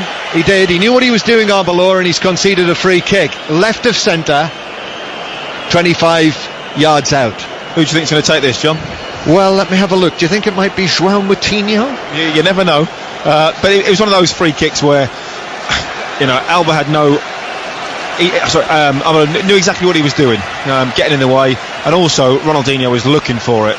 So it's almost like, well, okay, let's have the free kick. And it must be 30 yards out, I would say. It's in between 25 and 30, isn't it? It's somewhere in that, probably closer to 30 than 25. And I think, there's only one taker. That's Ronaldo. Takes his usual 4 steps back. Here he is. This is what all of these people here, almost 50,000 of them inside this Donbass arena, came to see. Many of them, I think primarily, they wanted to see Ronaldo strut his stuff.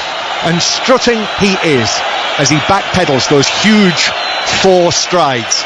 And he's in position, feet wide apart. The Turkish referee is trying to sort out the Spanish wall, which is inching further and further forward. This is a really big moment in this semi-final. Ronaldo sensing his time. Ronaldo with a free kick. Here it comes over the wall and it dips over the bar. But Casillas was right underneath it. I don't think he was in any great danger of letting it in. Goal kick. Yeah, 2 straight from Ronaldo. Managed to get it up and over the wall, not under the bar, and had it been on target it would have been straight at Casillas and would have been an easy save. Spain just dicing with the ball at the back. Casillas, the great hulking Almeida, sliding in on him, clears it away, and then Pepe has taken a kick as he was challenged by Fabregas, who tells him exactly what he thinks of him. That's Barcelona and Real Madrid, of course, those two. And it's a free kick to Portugal inside their own half. I think they just sort of came together, didn't they? They just tangled together, the two of them. Yeah, there's nothing in that at all. I think there was a minimal contact, I would say, basically, as the follow through from Pepe as he cleared the ball. A foul, but come on, Pepe, you're a centre half, get up and play on. This is a tester for this referee here, who we should point out has booked 3 of Portugal's back 4 already in this game, and Ramos and Busquets already booked for Spain. It's a game in which, if there was a red card, it wouldn't be entirely surprising. It's 0-0. Wimbledon play finished for the day, but big sporting events on 5 Live tomorrow. Andy Murray's second round match against Ivo Karlovic, which we reckon will be somewhere in the middle of the afternoon. He's second on, we were told, at half time. But apparently Djokovic is still playing on centre court with the roof closed, so commentary on that you can hear on 5 Live Sports Extra. But our coverage from Wimbledon will resume tomorrow from midday, 11:30 on 5 Live Sports Extra. But here at Euro 2012, it's 0-0 in the first semi-final. Germany-Italy, this time tomorrow, that's what you'll be listening to. But Sergio Ramos for Spain into the centre circle. Nani comes across, then it's through for Iniesta. And Iniesta weaving one way and the other. He's got 3 Portuguese players around him. And then Morelos is closing down Xavi. And now it's with Arbeloa on the right-hand side and Navas. Now back to Arbeloa again. And then infield towards Iniesta. And finally red shirts do begin to move forward. Fabregas back to Iniesta. This is just about a longer period of possession as Spain have had in the second half. And then in comes Moutinho unfussily to put in the challenge and knock it out of play near the halfway line. I think his stock, his reputation, João Moutinho, is rising all of the time as this tournament goes on. I think he's done brilliantly tonight. You know, he's one of those that unsung hero, if you like it, in central midfield. You know, has ran his heart out, hasn't been able to get on the ball as much as he would like, but has done a fantastic job for the team. Well, you know, we've only got 15 minutes of the 90 to play, and it's still 0-0. And the odds increasing on extra time and possibly penalties all of the time. Spain, the defending champions, against Portugal, who've given just as good as they've got here tonight in a match of few chances. Here's Veloso. Veloso put under pressure by Fabregas, might have fouled him, but he held him off. Veloso then plays it back to Bruno Alves, the unmistakable Bruno Alves. Now Coentrao with the highlights in his hair. Gives it back towards Veloso again. Veloso is closed down by Alonso and then plays the ball over the top. Arbeloa heads it away. He was aiming for Almeida. Ronaldo's still in the central position, and it's Ronaldo who gets it now there and gives it to João Moutinho. He gives it along the edge of the penalty area to Nani. Nani now on his left foot, but off balance, hits it straight into the chest of Xavi, with 2 Portuguese players inside the penalty area waiting for the ball. It's come back to Nani. Nani with a cross. Glances off Alba and behind for a Portuguese corner from the right. Well, it was just played behind. Nani, you know, had to have too many touches to try and get his shot away. Corner's taken short. Moutinho with a cross towards Almeida at the back post. He got ahead to it but nodded it into the back of the defender, and the ball bounced down for Casillas. So Portugal 0, Spain 0, and we can get an update on the Djokovic match that I mentioned from Ian Carter. Yes, top seed and defending champion Novak Djokovic firmly on course for a place in the third round against Ryan Harrison of the United States. He's just taken the second set 6-4, had a sticky 6th game in which he fended off 7 break points, but otherwise absolutely imperious form from Djokovic, who leads by 2 sets to love. Thank you, Ian. Portugal 0, Spain 0. Still to come on 5 Live this summer. Hearing Ian reminds me, the Open Championship, the Olympics, and then in August when the football season starts again. As ever, on 5 Live, we'll bring you more commentaries than you'll hear anywhere else. But it is 0-0 here, still waiting for the first goal of these semi-finals. And just one other little piece of Euro 2012 related news that I've been handed is that the Dutch coach Bert van Marwijk has left his post. According to reports this evening, we understand that he has resigned after they lost all 3 games that they played in the group here at this tournament, having reached the World Cup final 2 years ago against Spain. But it's Spain coming forward, trying to reach their 3rd consecutive final. Foul on Iniesta, takes a quick free kick. This is just down in front of us, our low position here. Alonso now. I can see, because we're so close, that his red shirt is a little darker because it's drenched with perspiration. Xavi now. He looks to the right but slips it through.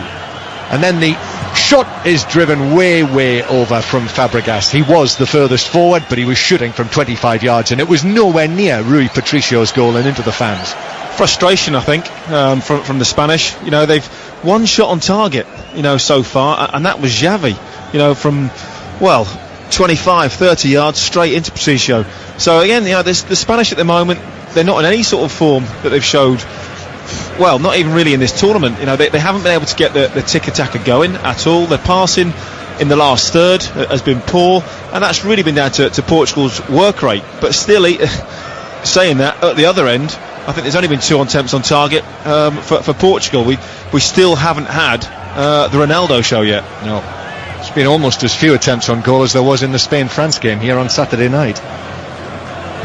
So still 0-0, and I think Nelson Oliveira may be being called forward by Paulo Bento. I did wonder whether he might make that move. Remember, no Helder Postiga, and the youngster, the very highly rated 20-year-old Oliveira, may be about to come on. Now we've got trouble here. Ramos is involved. He's already been yellow carded. Nani is there as well. This is the 2nd or 3rd time that they've been involved together. Well, I think seeing that Ramos is a little bit lucky here. I think he goes to stand on. Well, Nani.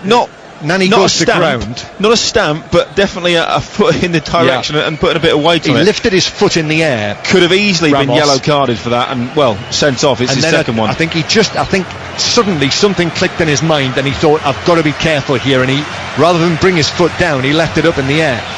Young Oliveira's getting his final instructions. Sure, he'll be coming on for Almeida. He's probably worked himself into the ground, Almeida. Free kick to Portugal though. Veloso strikes it straight into the 6-yard box, right down the throat of Casillas, who caught it comfortably in front of his face.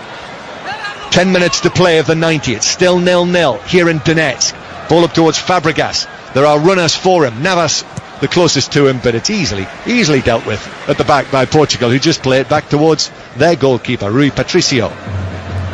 Now Nani, as the ball bounces away from Alba, Nani arrived and just caught Alba, but he's making an awful lot of that, Alba. It's writhing around. Well, I think that the players, John, are starting to spoil this a little bit now. Every opportunity they're going down. Nani actually gets to the ball first, and it's that follow-through again that we've seen so often, where the player follow through and hits the studs on the bottom of the foot. But every opportunity, players are throwing themselves to the floor, rolling around, and I think that's one of the worst things that we can see in football. In actual fact, we did talk about this being the Iberian semi-final. There have been a number of things in this game which are the worst things that we see in Iberian football. But it is Almeida making way for young Oliveira, who's coming on to win only his 7th cap. He's made now 4 appearances as a substitute at Euro 2012, and he's yet to score for his country. But he's the man that Paulo Bento, the Portuguese coach, calls the future of his country's football. So he is on. Big night for him. Portugal 0, Spain 0. Very, very quiet inside the stadium. There's a small section of Spanish supporters to our right, and Portuguese fans dotted around the place, but it's very much a League of Nations sort of situation this evening. As we were walking to the ground, we saw just the shirts of, it felt like almost every nation on earth. Here is Iniesta, forward to the centre circle, exchanges passes with Fabregas. Once again Iniesta, and then back to Fabregas. Middle of the Portuguese territory, but Coentrão steps forward, bounces off him though, and it's Jesus Navas just outside the box, now into the penalty area. Still Jesus Navas chips it across into the chest of Bruno Alves, who takes it down and just side foots it carefully away up towards Ronaldo. And now Moutinho just moves to his left around Alonso and gives it back to Ronaldo, and Ronaldo is now off and running and still going, and then the challenge comes in on him from Alonso and forces him to overhit it out for what would have been a throw, but the referee Chakia said that Alonso fouled Ronaldo, and it's a free kick to Portugal. It's got an angle, this one. It will be 30 yards because of that. Well, incredible. The first time that a player doesn't roll around on the floor and gets a free kick. It's maybe a touch late from Xabi Alonso. I think Ronaldo slipped just as he played that ball out to the right hand side, and well, I think that possibly made up the referee's mind. But this one even further out than the last. Ronaldo, maybe a better distance for him, gives him an opportunity to hit it as hard as he possibly can off that valve, as we know he likes to do, get a bit of movement and try and get it on target. Well, this is a long way out with the angle. It's probably over 30 yards, isn't it? We've got less than 8 minutes of the 90 to play. A goal at this stage, it could be the goal that takes the team to the final. Ronaldo hits it into the top of the wall, it bounces down, and I think it struck an arm in there. It did, and it's a yellow card, forehand ball. Was it Arbeloa? Yes, it was Arbeloa's arm. It struck, so it's a free kick, much closer now, probably 5-6 yards outside the penalty area from the same sort of angle. Danny Mills. No, the referee's right there. He's told the players several times, keep your hands down, don't put them up. He put his hands way above his head and out to the side. It hit his arm, and that's another free kick. And well, what was a poor free kick really. Ronaldo gets another opportunity from 23-24 yards out. Well, now he's in business, Ronaldo. He's really in business from this sort of range. He's just had a warm-up. Let's see what he can do now. He's had 2 attempts in the last 10-15 minutes now from this sort of range. And the wall is now ready, and the Turkish referee is insisting that they take another little pace back. He's ready. Ronaldo's ready with a free kick over the wall and over the bar and behind, and it's another goal kick, and it's still 0-0. too high, didn't get over it. But in all fairness, the Spanish wall, once the referee had sort of moved away, crept about 3 yards forward, and made it even more difficult for Ronaldo. But again, still, neither keeper has been troubled in this game. It's been a fascinating game. It's been a real tight game, it's so finely balanced. You just believe that it is going to be a mistake or a moment of genius. It's Pedro. He's calling Pedro forward, and Pedro pulls off his blue bib and disappears under the roof of the dugout to get ready. So that's going to be Del Bosque's next change. That means that Torres and Lorente must be thinking, what have we done wrong? We can't score a goal.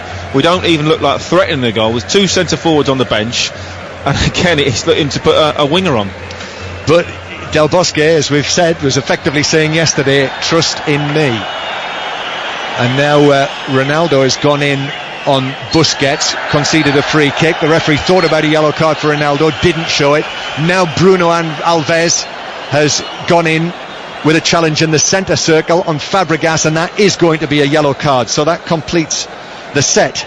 All 4 of the Portuguese back 4 have now been yellow carded. It's just getting silly now. Every time a player is tackled or there's a challenge, they're rolling around on the floor, and they're getting booked for it. And this is the worst thing about football. I know people say about surrounding the referees. Kids don't copy that. Kids, and I've seen it firsthand, they copy the rolling around on the floor for no reason. They get a free kick and they get up and take it, and that's really what I think UEFA and FIFA have got to cut out. Still waiting for the first goal of this semi-final. Had plenty of yellow cards though. Here's Fabregas now through the middle. Velosa in with a challenge, but it was very congested there. There were white shirts everywhere that Fabregas was trying to find a way through, and there was no way he was going to do it, and Portugal cleared. So Pedro will replace Xavi. Now that's interesting. Well, it Xavi is, but is substituted. Xavi, as we talked about earlier, we haven't talked about him enough, probably, is the reason for that. Again, whether he's a little bit tired or not, 32 years of age now, the heat, a lot of games, short space of time, isn't easy for him, and he hasn't really been in the game as much as Spain would like, and I think that now means that Iniesta has gone into that little space where Xavi was in behind the furthest forward midfield player. I'm reluctant to say the front man of Fabregas. Yes. So the 32-year-old Xavi is substituted with 3 minutes to go, and Pedro is on. I can imagine some of our Spanish counterparts around here gasping as they saw that number 8 appear, but I have to say, I agree with you. I think it's a fair call on the night's action that we've seen.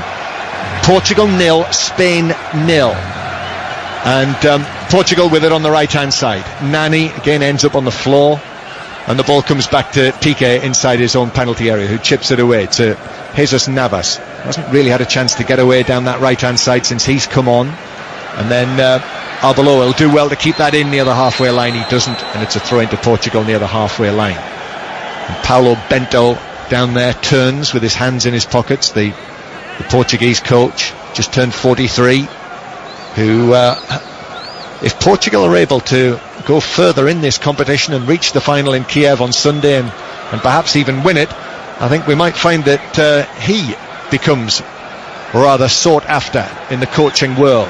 Iniesta's latest move forward breaks down. Alba wins it back. His pass hits João Pereira. So Nani has a chance now down the right. Alba struggling to get back. He's there now with him, Alba, and then does well, actually holds off Nani, and then is tugged back. Nani crosses, but he knows he's conceded the free kick, and it's a Spain free kick inside their own left back area, and Alonso, rightly so, comes across and slaps hands with Alba. Great recovery. Yeah, he did very, very well, tracking back. Also Pedro was chasing back as well, obviously just come on. Just not quite sure about the timing of that substitution either. Xavi taking him off with 3 minutes to go. Are you not maybe best off getting to the end of the game and seeing if it definitely goes to extra time? But obviously, again, you can't really question Del Bosque, but still, there's only been one shot on target from the Spanish. Yep. That one effort, Arbeloa, the fullback, with the shot from the edge of the penalty area, which was a good chance, first chance of the game. But I've made barely a note. I think officially now, I've made fewer notes than I made for the Spanish-France game. Well, there's been a lot of midfield action, if you like. I think it's been a lot more scrappy second half. Ball possession is interesting. 44-56 in favour of the Spanish, which is very, very unusual. You expect it normally to be at least 60%, even more, to Spain. And again, that just goes to show how well and organised that the Portuguese have been. Spanish free kick though on this left hand side, won by Alonso. It'll be taken by Alonso. We're in the 90th minute here. A goal now and the defending champions would surely be through to Kiev. Alonso swings it into the penalty area, but Bruno Alves is there to head it away straight to Nani, who passes it forward to Veloso, and now Morelos, and it's 4 against 2 here, and Portugal could be in. Morelos gives it to Ronaldo, who blazes it wide. Oh, what a chance for Ronaldo to win it and knock out Spain. He holds his head, and well he might. Well, it was a fantastic breakaway. Brilliant ball. I think it's Veloso played it through to Morelos, who kept running, ran forward, and he just played the ball behind Ronaldo, who had to have a touch, pause a little bit, and on his least favoured foot, if you like, on the left hand side, couldn't get as close to the goal as he wanted to, and then just snatched at it. Great break, but Morelos just playing that ball fractionally behind Ronaldo, and he had to check his stride rather than take it on towards Casillas' goal. Well, that was, if ever there was a chance to seize the moment and seize the game for, of all people, Ronaldo, and he wasn't able to take it, and he was a picture of anguish after the shot landed in the supporters behind Casillas' goal. Still a difficult chance though, John, I think, from that distance. Oh yes, 3 minutes of added time to play, 3 minutes that we're already 40 seconds into. It's still 0-0. I think our transport to Warsaw is going to have to wait for us, Danny. It's out for a throw-in. I hope so. Next to the corner flag, just being passed a note, which I'll tell you in a moment.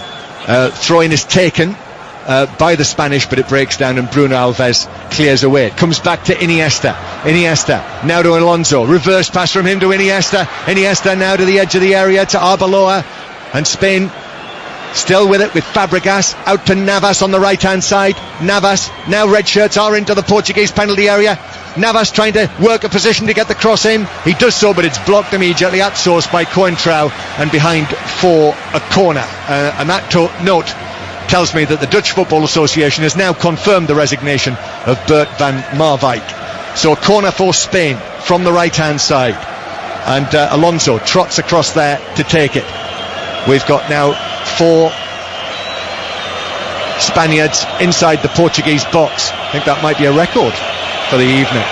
Almost 5, but Iniesta remains outside. So Alonso with the corner from the right, a very high one, aiming towards Iniesta, who actually has to backpedal and allow it to bounce. So the pass goes back to the halfway line, and from the corner, from Spain's corner, they end up passing it back to Alba, who passes it all the way back to Casillas. That's incredible. From a corner, in 3 passes, Spain have gone back to Casillas, who looks like now he's just killing time. Almost looks like Spain want extra time. Are they physically tired? Do they have the capabilities to go and try and win this game? Or are they themselves now going to play for penalties? Portugal 0, Spain 0. And we're 30 seconds away from added time, and Veloso has gone in on Alba, and it's a yellow card. I did wonder for a moment there. Yellow card. How many times has Alba been fouled during the course of this game? Well, how many times has he been challenged? How many times has he been fouled? Is a different question. I'm not sure that's a booking. It's a very, very strong challenge. He's gone in one-footed, sliding tackle, gets a little bit of the ball, but yet again, players jump up, rolling around on the floor, screaming and shouting, and spoil the game, trying to get other players sent off. Well, it's extra time. It's finished. Portugal 0, Spain 0. Really tightly contested football match between these two neighbours, and we will have extra time. Yeah, maybe Casillas is asking a similar question to Ronaldo, if he's going to get one on target, because he's had 3 in the match, hasn't he? 3 opportunities in open play, and those couple of dead ball situations as well. And he's yet to test his teammate from the Bernabeu, so they've made the coin toss. Portugal in all white are going to play from right to left in the first period of extra time. Remember, Del Bosque's made all 3 changes, sending on Navas, Pedro and Fabregas. Just the one change so far, though, from a Portugal perspective, Nelson Oliveira. So Paulo Bento's still got a couple of substitutes up his sleeve, should he feel the need to make those changes during the extra time period. Varela's been a player that's been used quite a bit when they've been looking for a goal at Euro 2012. The player from Portugal, he's warming up on the near side touchline as we speak, away to the right hand side. So the Turkish referee gets the first period of extra time underway. The 12th time a semi-final at the European Championships has gone to the extra 30 minutes, and Spain will come forward straight away with Navas on the right, low ball into the middle, and it was an opportunity potentially for Fabregas, denied by Pepe with a firm challenge on the edge of the 6-yard box, and Portugal will give themselves momentary reprieve. But here comes Spain again on the left hand side with Alba, and then Pedro. Pedro had a really impressive spell on as a sub against France in the quarter-final. Then the cross comes in from the left hand side, which ricochets off Nani and rolls out of play for a throw-in to the Spanish about 5 yards away from the corner flag on the left-hand side. Throw-in taken by Alba to Pedro, and then back towards Alba, intercepted by Nani. The referee spotted something. I think an offside flag has gone up on the near side, and it's going to be a free kick in the right-back position to Portugal. You wonder, Danny, how they're going to play it. Are they going to shut up shop and take their chance with penalties? John Murray starting to draw his grid over there. I've already done mine. Well, it's really difficult extra time because you don't quite know whether to go for it. Both teams getting tired, the game can open up. Do you go for it and try and win the game, and that sometimes can leave you a little bit open at the back, or do you shut up shop and just play for a little bit of time, and if you get a chance, then hopefully someone puts it away. It's a really tricky balancing act, to decide what to do. And I think you'll find is if it goes to 0-0 at half time and extra time in the second period, both teams will start to sit back and won't want to lose the game.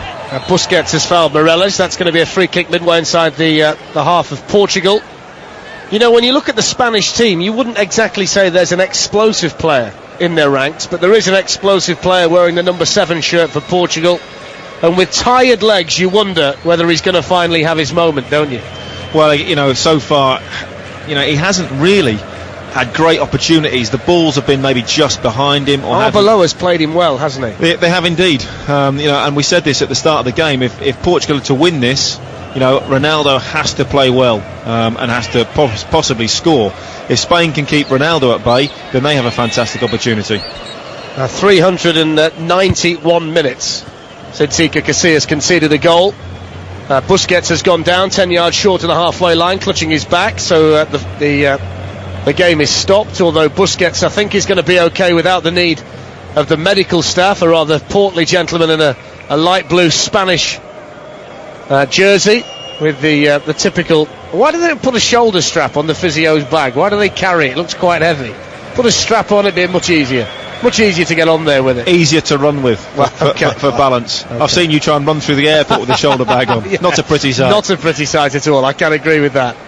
So here we are on 5 Live, just like we were with England at the weekend into extra time. There's a penalty shootout looming. We'll wait and see. 0-0 between Spain and Portugal. High foot on the far side from João Moutinho on Sergio Ramos, who, surprise, surprise, will make the most of it, and Spain will get a free kick just outside their own penalty area near the byline on the left. And this game has actually slowed down to almost walking pace now. Yeah, it's incredible. And I think, both teams now, neither team wants to lose it in extra time far more than they would like to go and win it. It's that one, you've come this far, you're so close, and although penalties, can be disastrous, and someone is going to be, I suppose, have that awful situation of missing one. It seems that sometimes teams would rather take, the choice and the chance in a penalty shootout rather than really go for it in extra time and lose it. Let's remain optimistic that we might see a goal. Here's Fabregas, who spins away from Moutinho. Challenge then comes in on the far side from João Pereira, but Spain can try and run into the box. Pepe reads the situation, denies Alba the possession, and it's cleared away by the man in black. Away to our right hand side, Rui Patricio, who did actually have to make a save in the second half. That shot that was straight at him from Xavi. I'm not sure that Casillas has actually made a save in the match as yet. Just had to defend 1 or 2 set pieces from corners, etc., and make a couple of catches. Here's Pedro, though, running at pace down the left, runs straight into João Pereira, and the right back of Portugal is able to clear as far as Nani, who puts his foot on the ball on the far side and plays it square to João Pereira, who then plays it forward towards Nelson Oliveira, who gets the header from Moutinho and then gives the ball away. Arbeloa wins it back for Spain.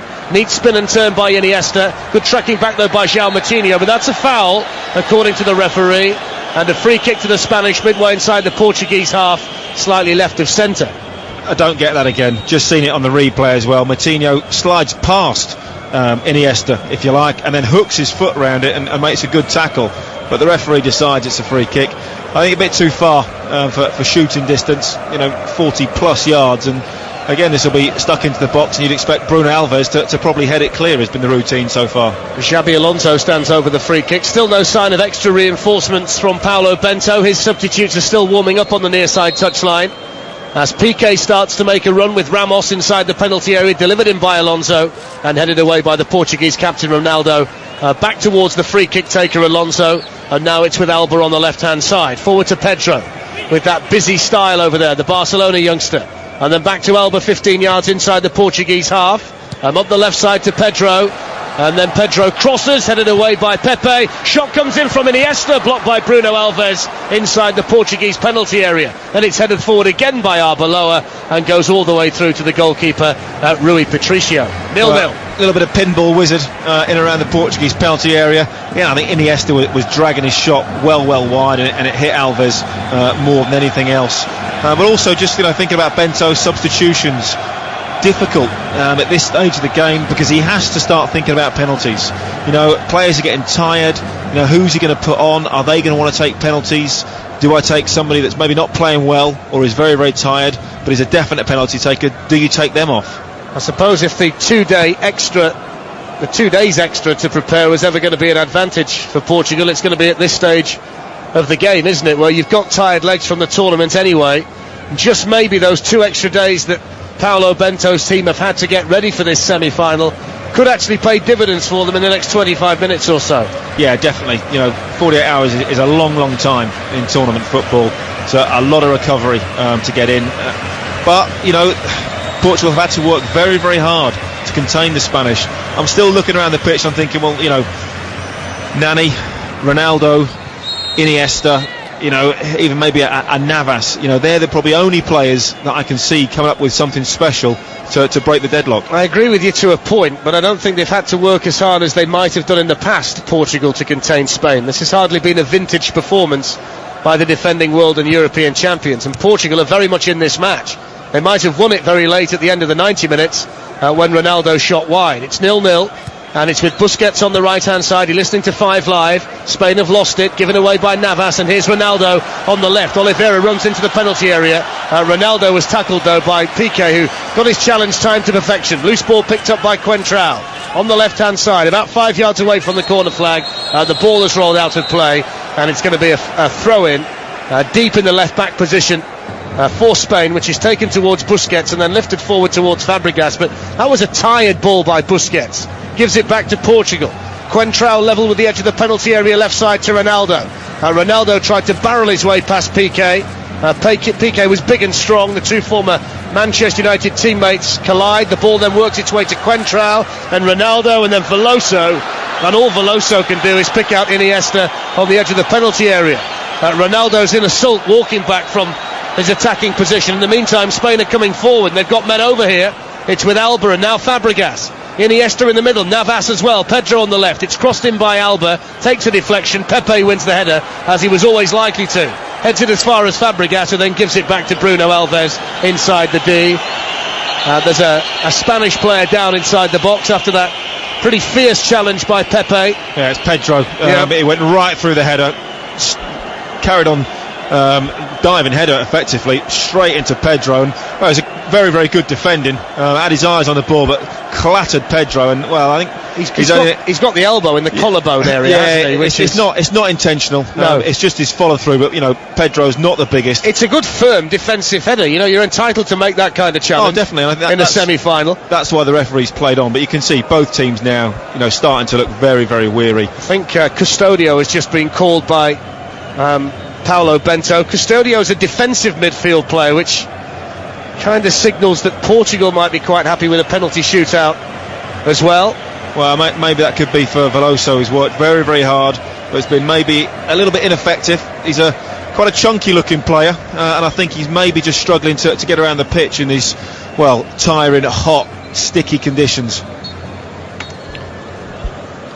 Portugal are no strangers to penalty shootouts, are they, in major tournaments? England have usually been on the other end of them. Spain have usually been able to find their way through in 90 minutes or the extra time period, although as John mentioned they did need a shootout on the way to victory in this tournament 4 years ago against Italy, and at the moment it's looking likely. 10 minutes of the first period of extra time have been played on 5 Live, and it's Portugal 0, Spain 0, and neither team really showing a great deal of desire to create an opportunity in open play. Pedro's back on the field. Pepe hits the long diagonal towards Coentrão and hits it out of play into the Portugal dugout below us. Spain, Portugal, Iniesta, Xavi, Ronaldo, 100 minutes gone, 4 shots on target. Yeah. You know, that sums it all up, really. You know, it's been so congested in the midfield. No team has been on top, for more than a couple of minutes. Here's Pedro showing no ill effects of that challenge by Pepe. Plays the ball across the halfway line to Arbeloa, and then Arbeloa forward up the right hand side to Navas, and then back to Arbeloa. Navas is available on the overlap down the right. Navas crosses. Mireles can block it behind for a corner to Spain on the right hand side. Set pieces though haven't really been an advantage to the Spanish because they're significantly smaller, even more so now they've taken Negredo off. They've made the team actually smaller than it was when it started. And it wasn't that big to begin with, Danny, was it? It certainly wasn't, and now I think 2 players coming out. It's Fabregas and Iniesta looking to play the short corner. You know, they've realised that, putting the ball into the box, people like Bruno Alves and Pepe in there are going to eat that up all day long. So corner on the right-hand side, Fabregas and Iniesta will try and conjure something up. In fact, it goes back to Navas on the right edge of the box. His cross is then blocked by Nani, and it's as you were, corner to Spain on the right-hand side, as Custodio is stripped and ready to come on the near side touchline. The Sporting Braga player, who's a bit of a surprise selection in the squad. He was uncapped at the age of 28, but Bento's given him an opportunity and he's used him in the majority of the games at Euro 2012 off the bench. He'll be coming on in a second. Iniesta in the meantime has the ball just outside the box on the right, backs off and teases Mireles and then can't find a way into the box, and now Portugal will try and sprint forward down the left with Nani into Nelson Oliveira.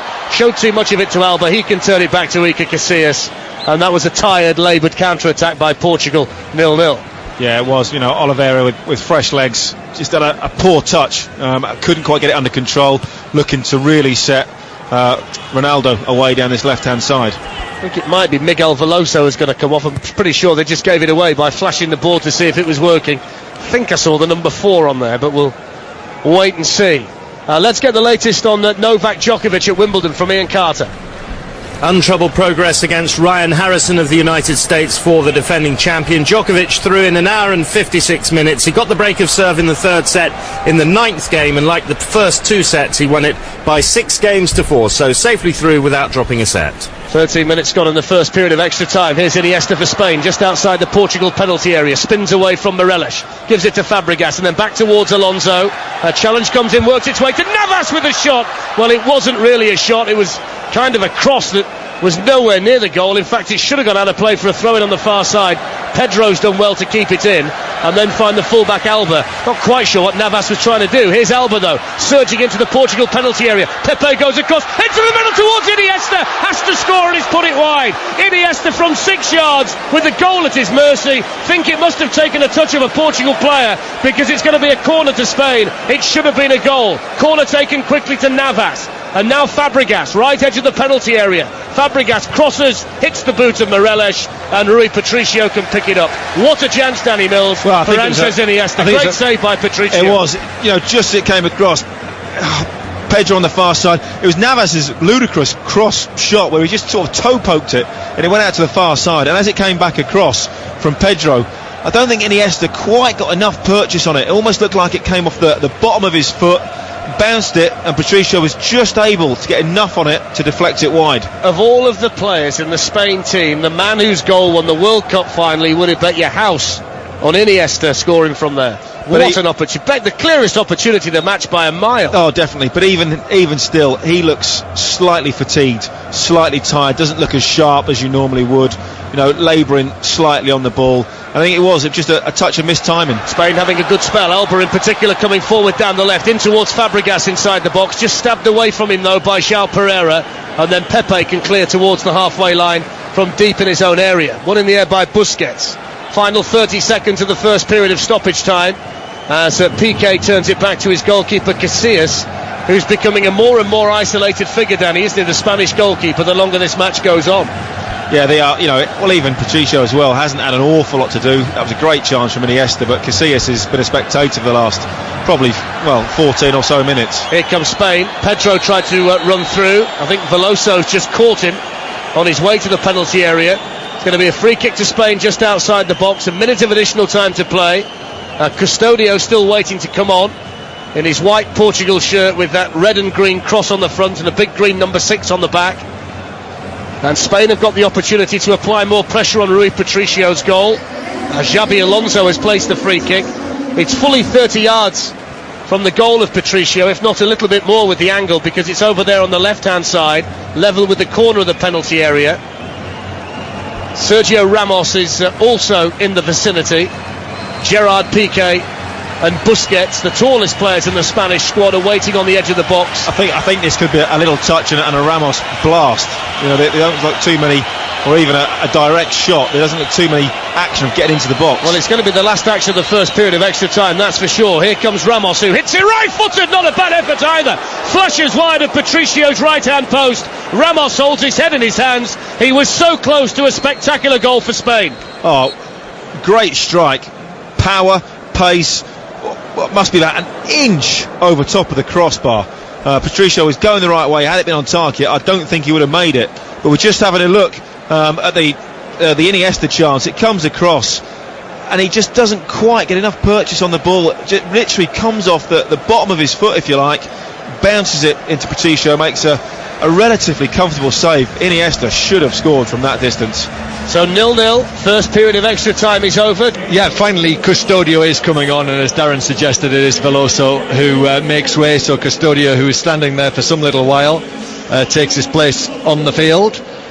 So Paulo Bento, if he wishes, still has one substitution up his sleeve, but Vicente Del Bosque has made all 3 of his. So Portugal 0, Spain 0. We made great play, Danny Mills, didn't we, of how there hadn't been a 0-0 at Euro 2012, and now they're coming thick and fast. After the last of the quarter-finals, the England-Italy game went to penalties, and this remains at 0-0 now in the second period of extra time. Can you see a goal? Well, Iniesta should have scored. You as Darren said, you'd put your mortgage on him from that distance. 6 yards out. Maybe just took his eye off the ball, a little bit of concentration, tiredness creeping in, didn't quite make the contact that he wanted, and that allowed Patricio to make the save. You still have to think, Ronaldo has been quite quiet this evening. He's had a couple of half chances, but he hasn't really had that, opportunity to get a real quality strike on goal. You just feel going into the second period of extra time, there will be possibly one good chance for each side, and it's just a case of whether they can take it or not.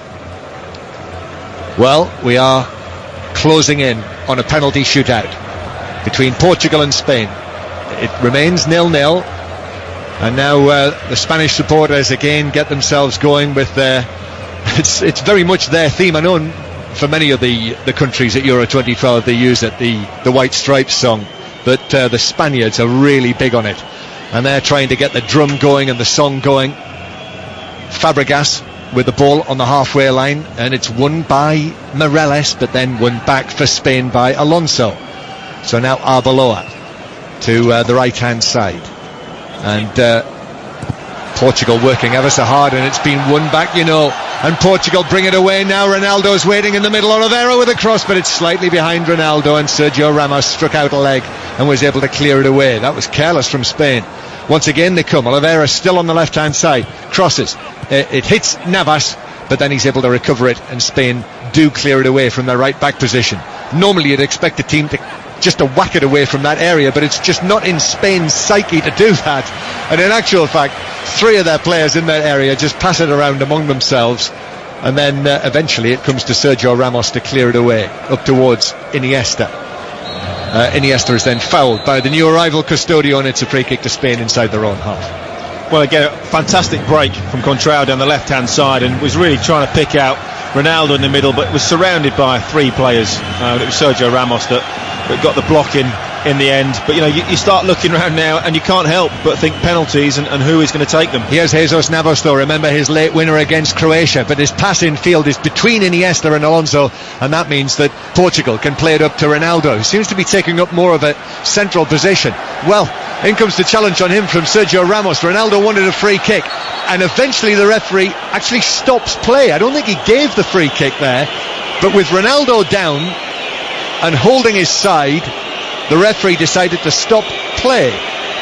Well, again, I'm not sure if there was nothing in that whatsoever. It was just decent strength from Ramos. I thought he did very, very well to stay pace with Ronaldo.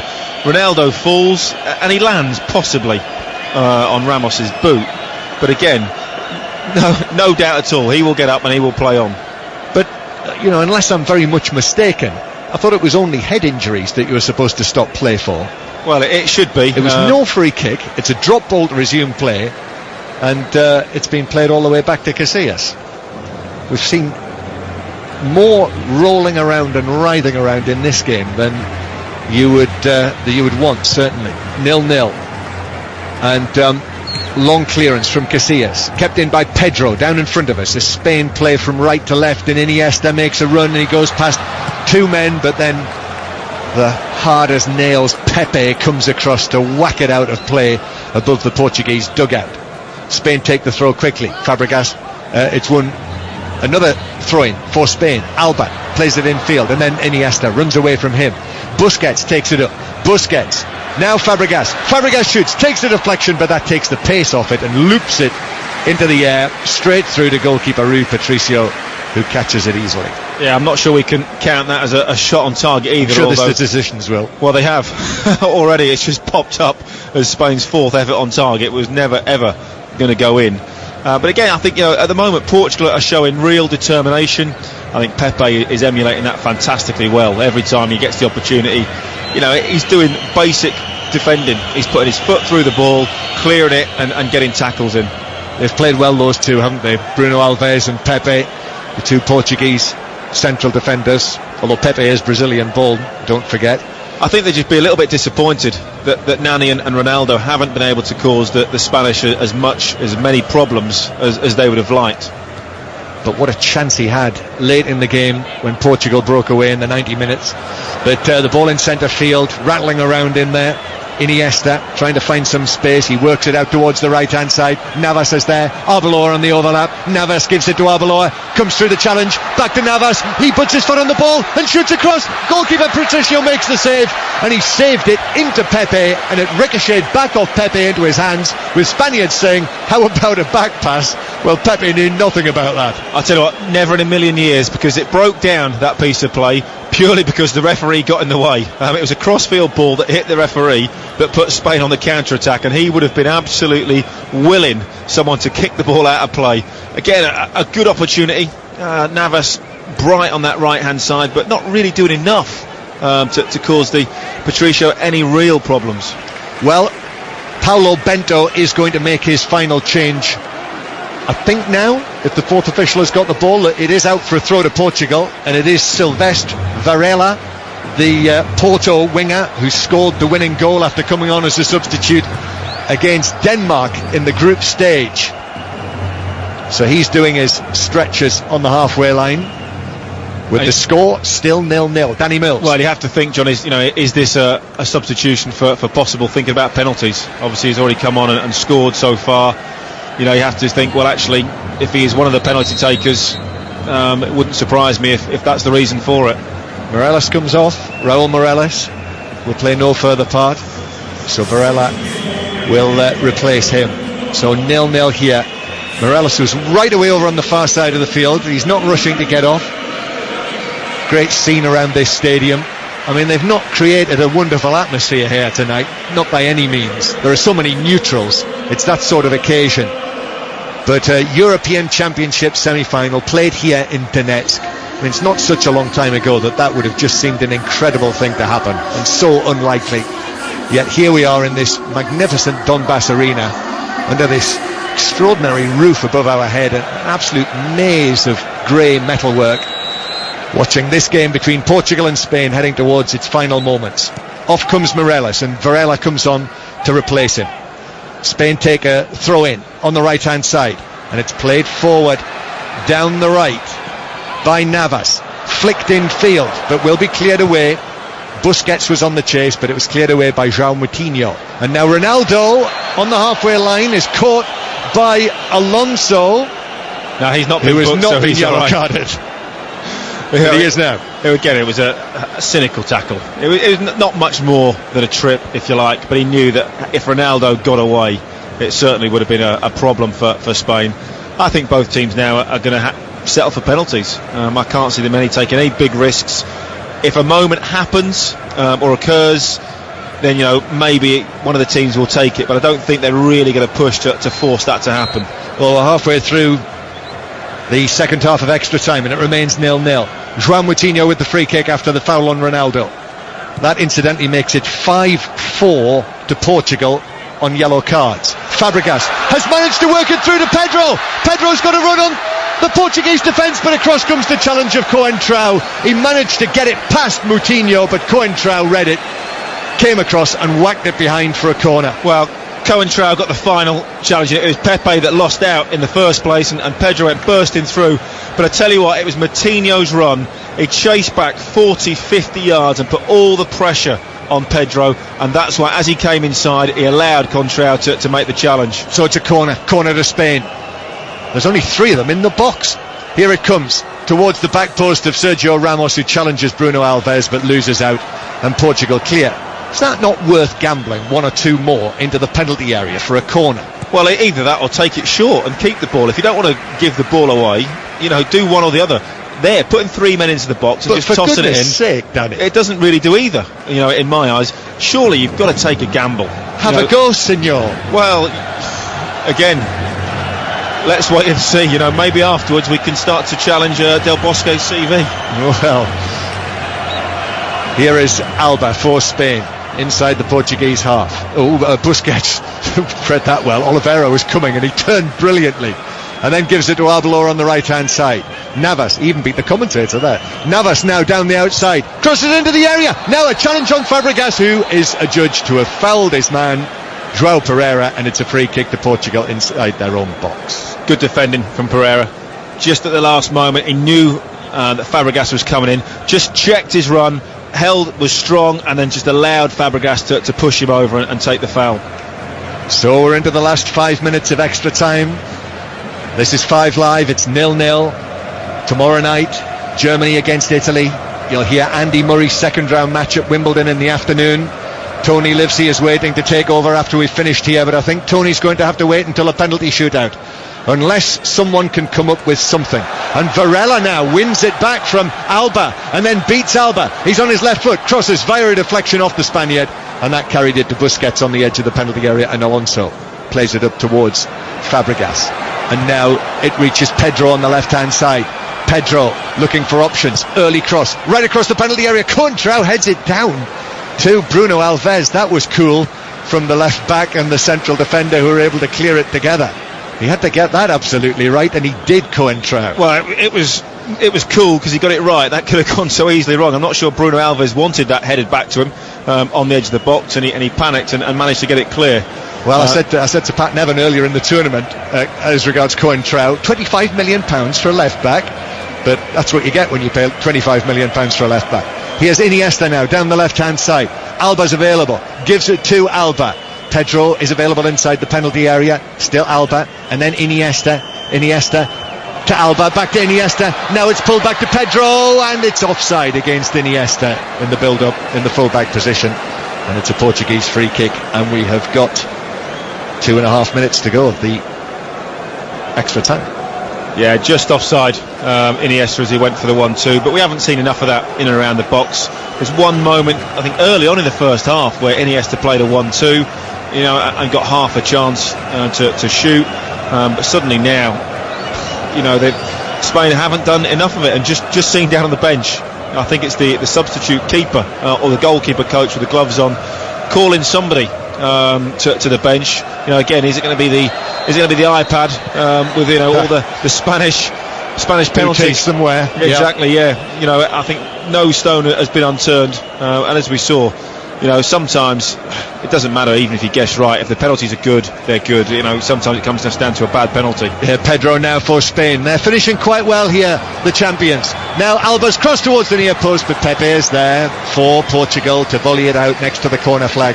I think he's been excellent, John. Excellent. Pepe this evening has been really, really, really good. Him and Bruno Alves have been fantastic in the centre of the defence. You know, they've cleared everything. They've taken chances on tackles. You know, they've made big decisions and big tackles at the right times. Yeah, those two. Moutinho you mentioned as well. They'd probably be the contenders for man of the match. Ramos has played well for Spain at the other end. I've just been a little bit disappointed with Ronaldo and also Nani as well. You know, an opportunity I think to get at the Spanish back four, and they haven't really done it. Bruno Alves now plays the ball back to Coentrao, and then it goes back to Patricio, and it's cleared again. We've now got 90 seconds to play before penalties, before a penalty shootout here in Donetsk. Iniesta now to Pedro on the left hand side. Pedro goes past Raul Pereira. Pedro's still going. Challenge comes in on him. Then in slides Custodio with a challenge on the edge of the box, and it found its way back to Patricio, and he just perhaps overran it there. Pedro tried to do too much. Oh, but it was gasp just as he went past Pereira. You thought, oh, is he going to bring him down? Then there was another challenge that came in. People sort of jumping out of the way, timid tackles if you want. Don't want to give the referee any opportunity to give a penalty. Still time to win it. Oliveira making a run for the ball that was passed to him by Ronaldo but didn't get there, and Spain have the ball at the back. And we're now into the final minute of extra time. I don't think there'll be any time added on. If there is, it'll be maximum a minute. Ronaldo did go down, didn't he, in this period, so there might be 1 minute added on, but we'll see. Alonso has got it. Alonso thought about a long pass out towards Navas on the right, instead goes across the halfway line to Arbeloa. Now Navas again. Navas taking on Coentrao and beating him and playing it through for Arbeloa. And Arbeloa's onside. And Arbeloa crosses to the near post. Only half cleared away. Iniesta was in there, but the ball didn't fall for Spain. And Portugal will look to break, but not at pace. And now the ball out on that left flank for Portugal with Nani, who has been missing from the game for goodness me, when was the last time he was involved, Nani, in the action? And then the whistle goes, and it is finished 0-0 after extra time between Portugal and Spain, and we will have a penalty shootout in Donetsk to decide who goes to the final in Kiev. Danny Mills. Well, again, been an interesting game, I think is the best way to put it. Second half, maybe not quite as good as the first. Extra time, again, both teams very, very cagey. Not enough shots on target. Spain never really got going in this. I thought Portugal in the first half especially, and even in the second half, tactically was superb. Pepe and Alves, I thought, were absolutely exceptional, as was Moutinho. They've worked tirelessly. And I think if Portugal did manage to win this shootout, I don't think you would be able to say it would be an unfair result for them. So we're going to have Rui Patricio, the goalkeeper for Portugal, winning his 16th cap tonight against Iker Casillas, Spain's most capped player, who has won it all in the game tonight, winning his 136th cap when Spain are facing the Portuguese penalties. So there is a golfing experience for a start. But Mark Pugac, just back to you for a moment or two. Well, Ronaldo has now gone straight to Rui Patricio, the young 24-year-old goalkeeper, nowhere near as experienced as Iker Casillas, and just offered a word of advice as he makes his way into the penalty area, where his reputation may well be made or broken in the next few kicks of a football. He's going to face the first penalty, which is going to be taken by Xabi Alonso, who scored in this stadium from the penalty spot against France in the quarter-final. So Spain are going to go first in the shootout. Iker Casillas in all yellow stands to the right of the penalty area. Flashbulbs all around the arena. Patricio looks a forlorn figure, standing with his arms hanging by his sides in the centre of that goal, as Xabi Alonso prepares to take the first penalty of the shootout here in the Donbass Arena for Spain. Blow the whistle from the referee. Xabi Alonso has it saved by Rui Patricio. Fantastic save by the young goalkeeper. Xabi Alonso has his penalty saved, and it's advantage Portugal straight away. Well, it's a brilliant save. I just tapped John Murray on the shoulder before that. His run-up indicated that he could only go that way. His body was very, very open. To whip that ball across his body was going to be almost impossible. The goalkeeper read that, guessed right, and a fantastic save. Also, I think Ronaldo saw that Alonso was going to take the first penalty for Spain, his Real Madrid teammate. I think that's what he was saying to Patricio. Right, it's Moutinho now, who's had an excellent game here tonight in the Portuguese midfield. This to give Portugal the lead in the penalty shootout. And it's saved by Casillas, leaping to his right. And that was a brilliant save too by the Spanish goalkeeper. 0-0 after 2 penalties. Well, again, Moutinho, he's gone up, he's dithered, he's dallied, he's tried to wait for Casillas to move, and he hasn't. And then suddenly, of course, he's got close to the ball, he's had to take his shot. He hasn't got enough momentum or power to get the ball right in the corner, and a great save. Is there some rule that you can't score in this stadium tonight? Let's hope not. We've got a flight to catch. Well, Andres Iniesta, the man who kept his cool to win the World Cup with a goal against Holland late in the World Cup final, is the next man up for Spain against Patricio. Here comes Iniesta, and he scores. Very calm penalty by a man who's seen it all and done it all, and Spain score first in the shootout through Iniesta. Well, again, cool and calm, just waited for the goalkeeper to go. But, you know, Mark was right. That wasn't too far off centre. You know, it wasn't right in the corner. If he'd have stood still, he would have had a chance of saving that with his legs. Well, now it's another Real Madrid man, Pepe, to take the penalty against his Real Madrid clubmate, Casillas, who is standing on the line and looking full of thought. So Pepe for Portugal to level things up in the shootout. Here he comes, right-footed, and finds the bottom corner and scores for Portugal. Casillas went the right way, but it was right in the bottom corner, and it's 1-1 in the shootout after 2 penalties each. I'll tell you what, ended up a great penalty. I thought he scuffed it for a minute. I thought he was going to absolutely hammer it straight down the middle, and then just trickled it into the corner. It was Balotelli-esque, wasn't it? Like Balotelli's against England in the shootout. Similar result as well. So 1-1. Iniesta scoring for Spain and Pepe scoring for Portugal. And now it's another central defender, another number 3, Gerard Piqué, the Barcelona man, who's going to take the 3rd penalty for Spain. Patricio crouches. Here comes Piqué, and it's in the corner, same side as Pepe. They say when you hit the side netting you always score, and that's exactly what Gerard Piqué did. Very good penalty by Piqué, and Spain lead the shootout 2-1. Yeah, cool and calm, struck it well, gave the keeper no chance. There's a little delay there among the Portuguese on the halfway line before Bruno Alves came forward, and now Nani is running after Bruno Alves. What's going on here? Why is Nani going forward as well?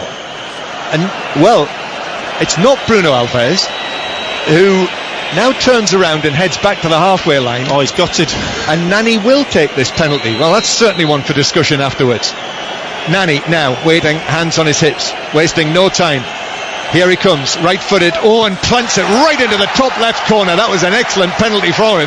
I don't know what the delay was all about, but he did the job, and it's 2-2. Well, it was ended up a fantastic penalty in the roof of that, but there would have been a moment where he thought, oh God, please go under the bar, only a couple of inches away.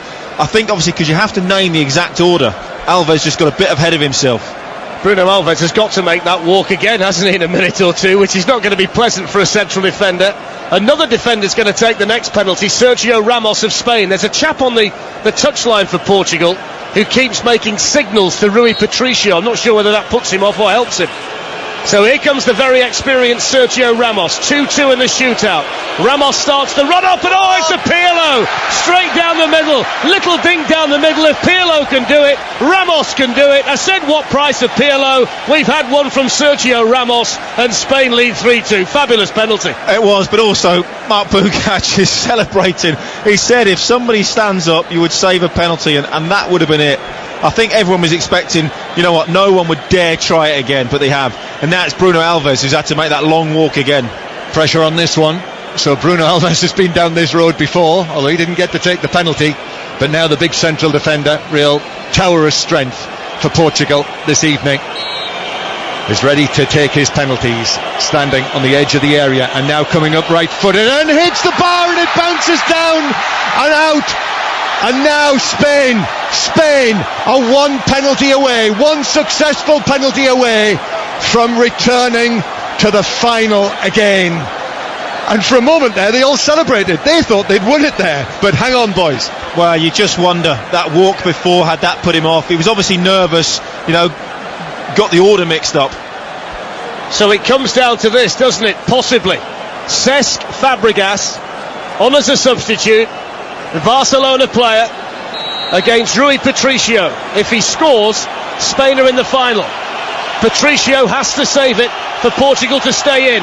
Fabregas hits the post and it goes in. How close was that? Fabregas celebrates, engulfed by the Spanish players.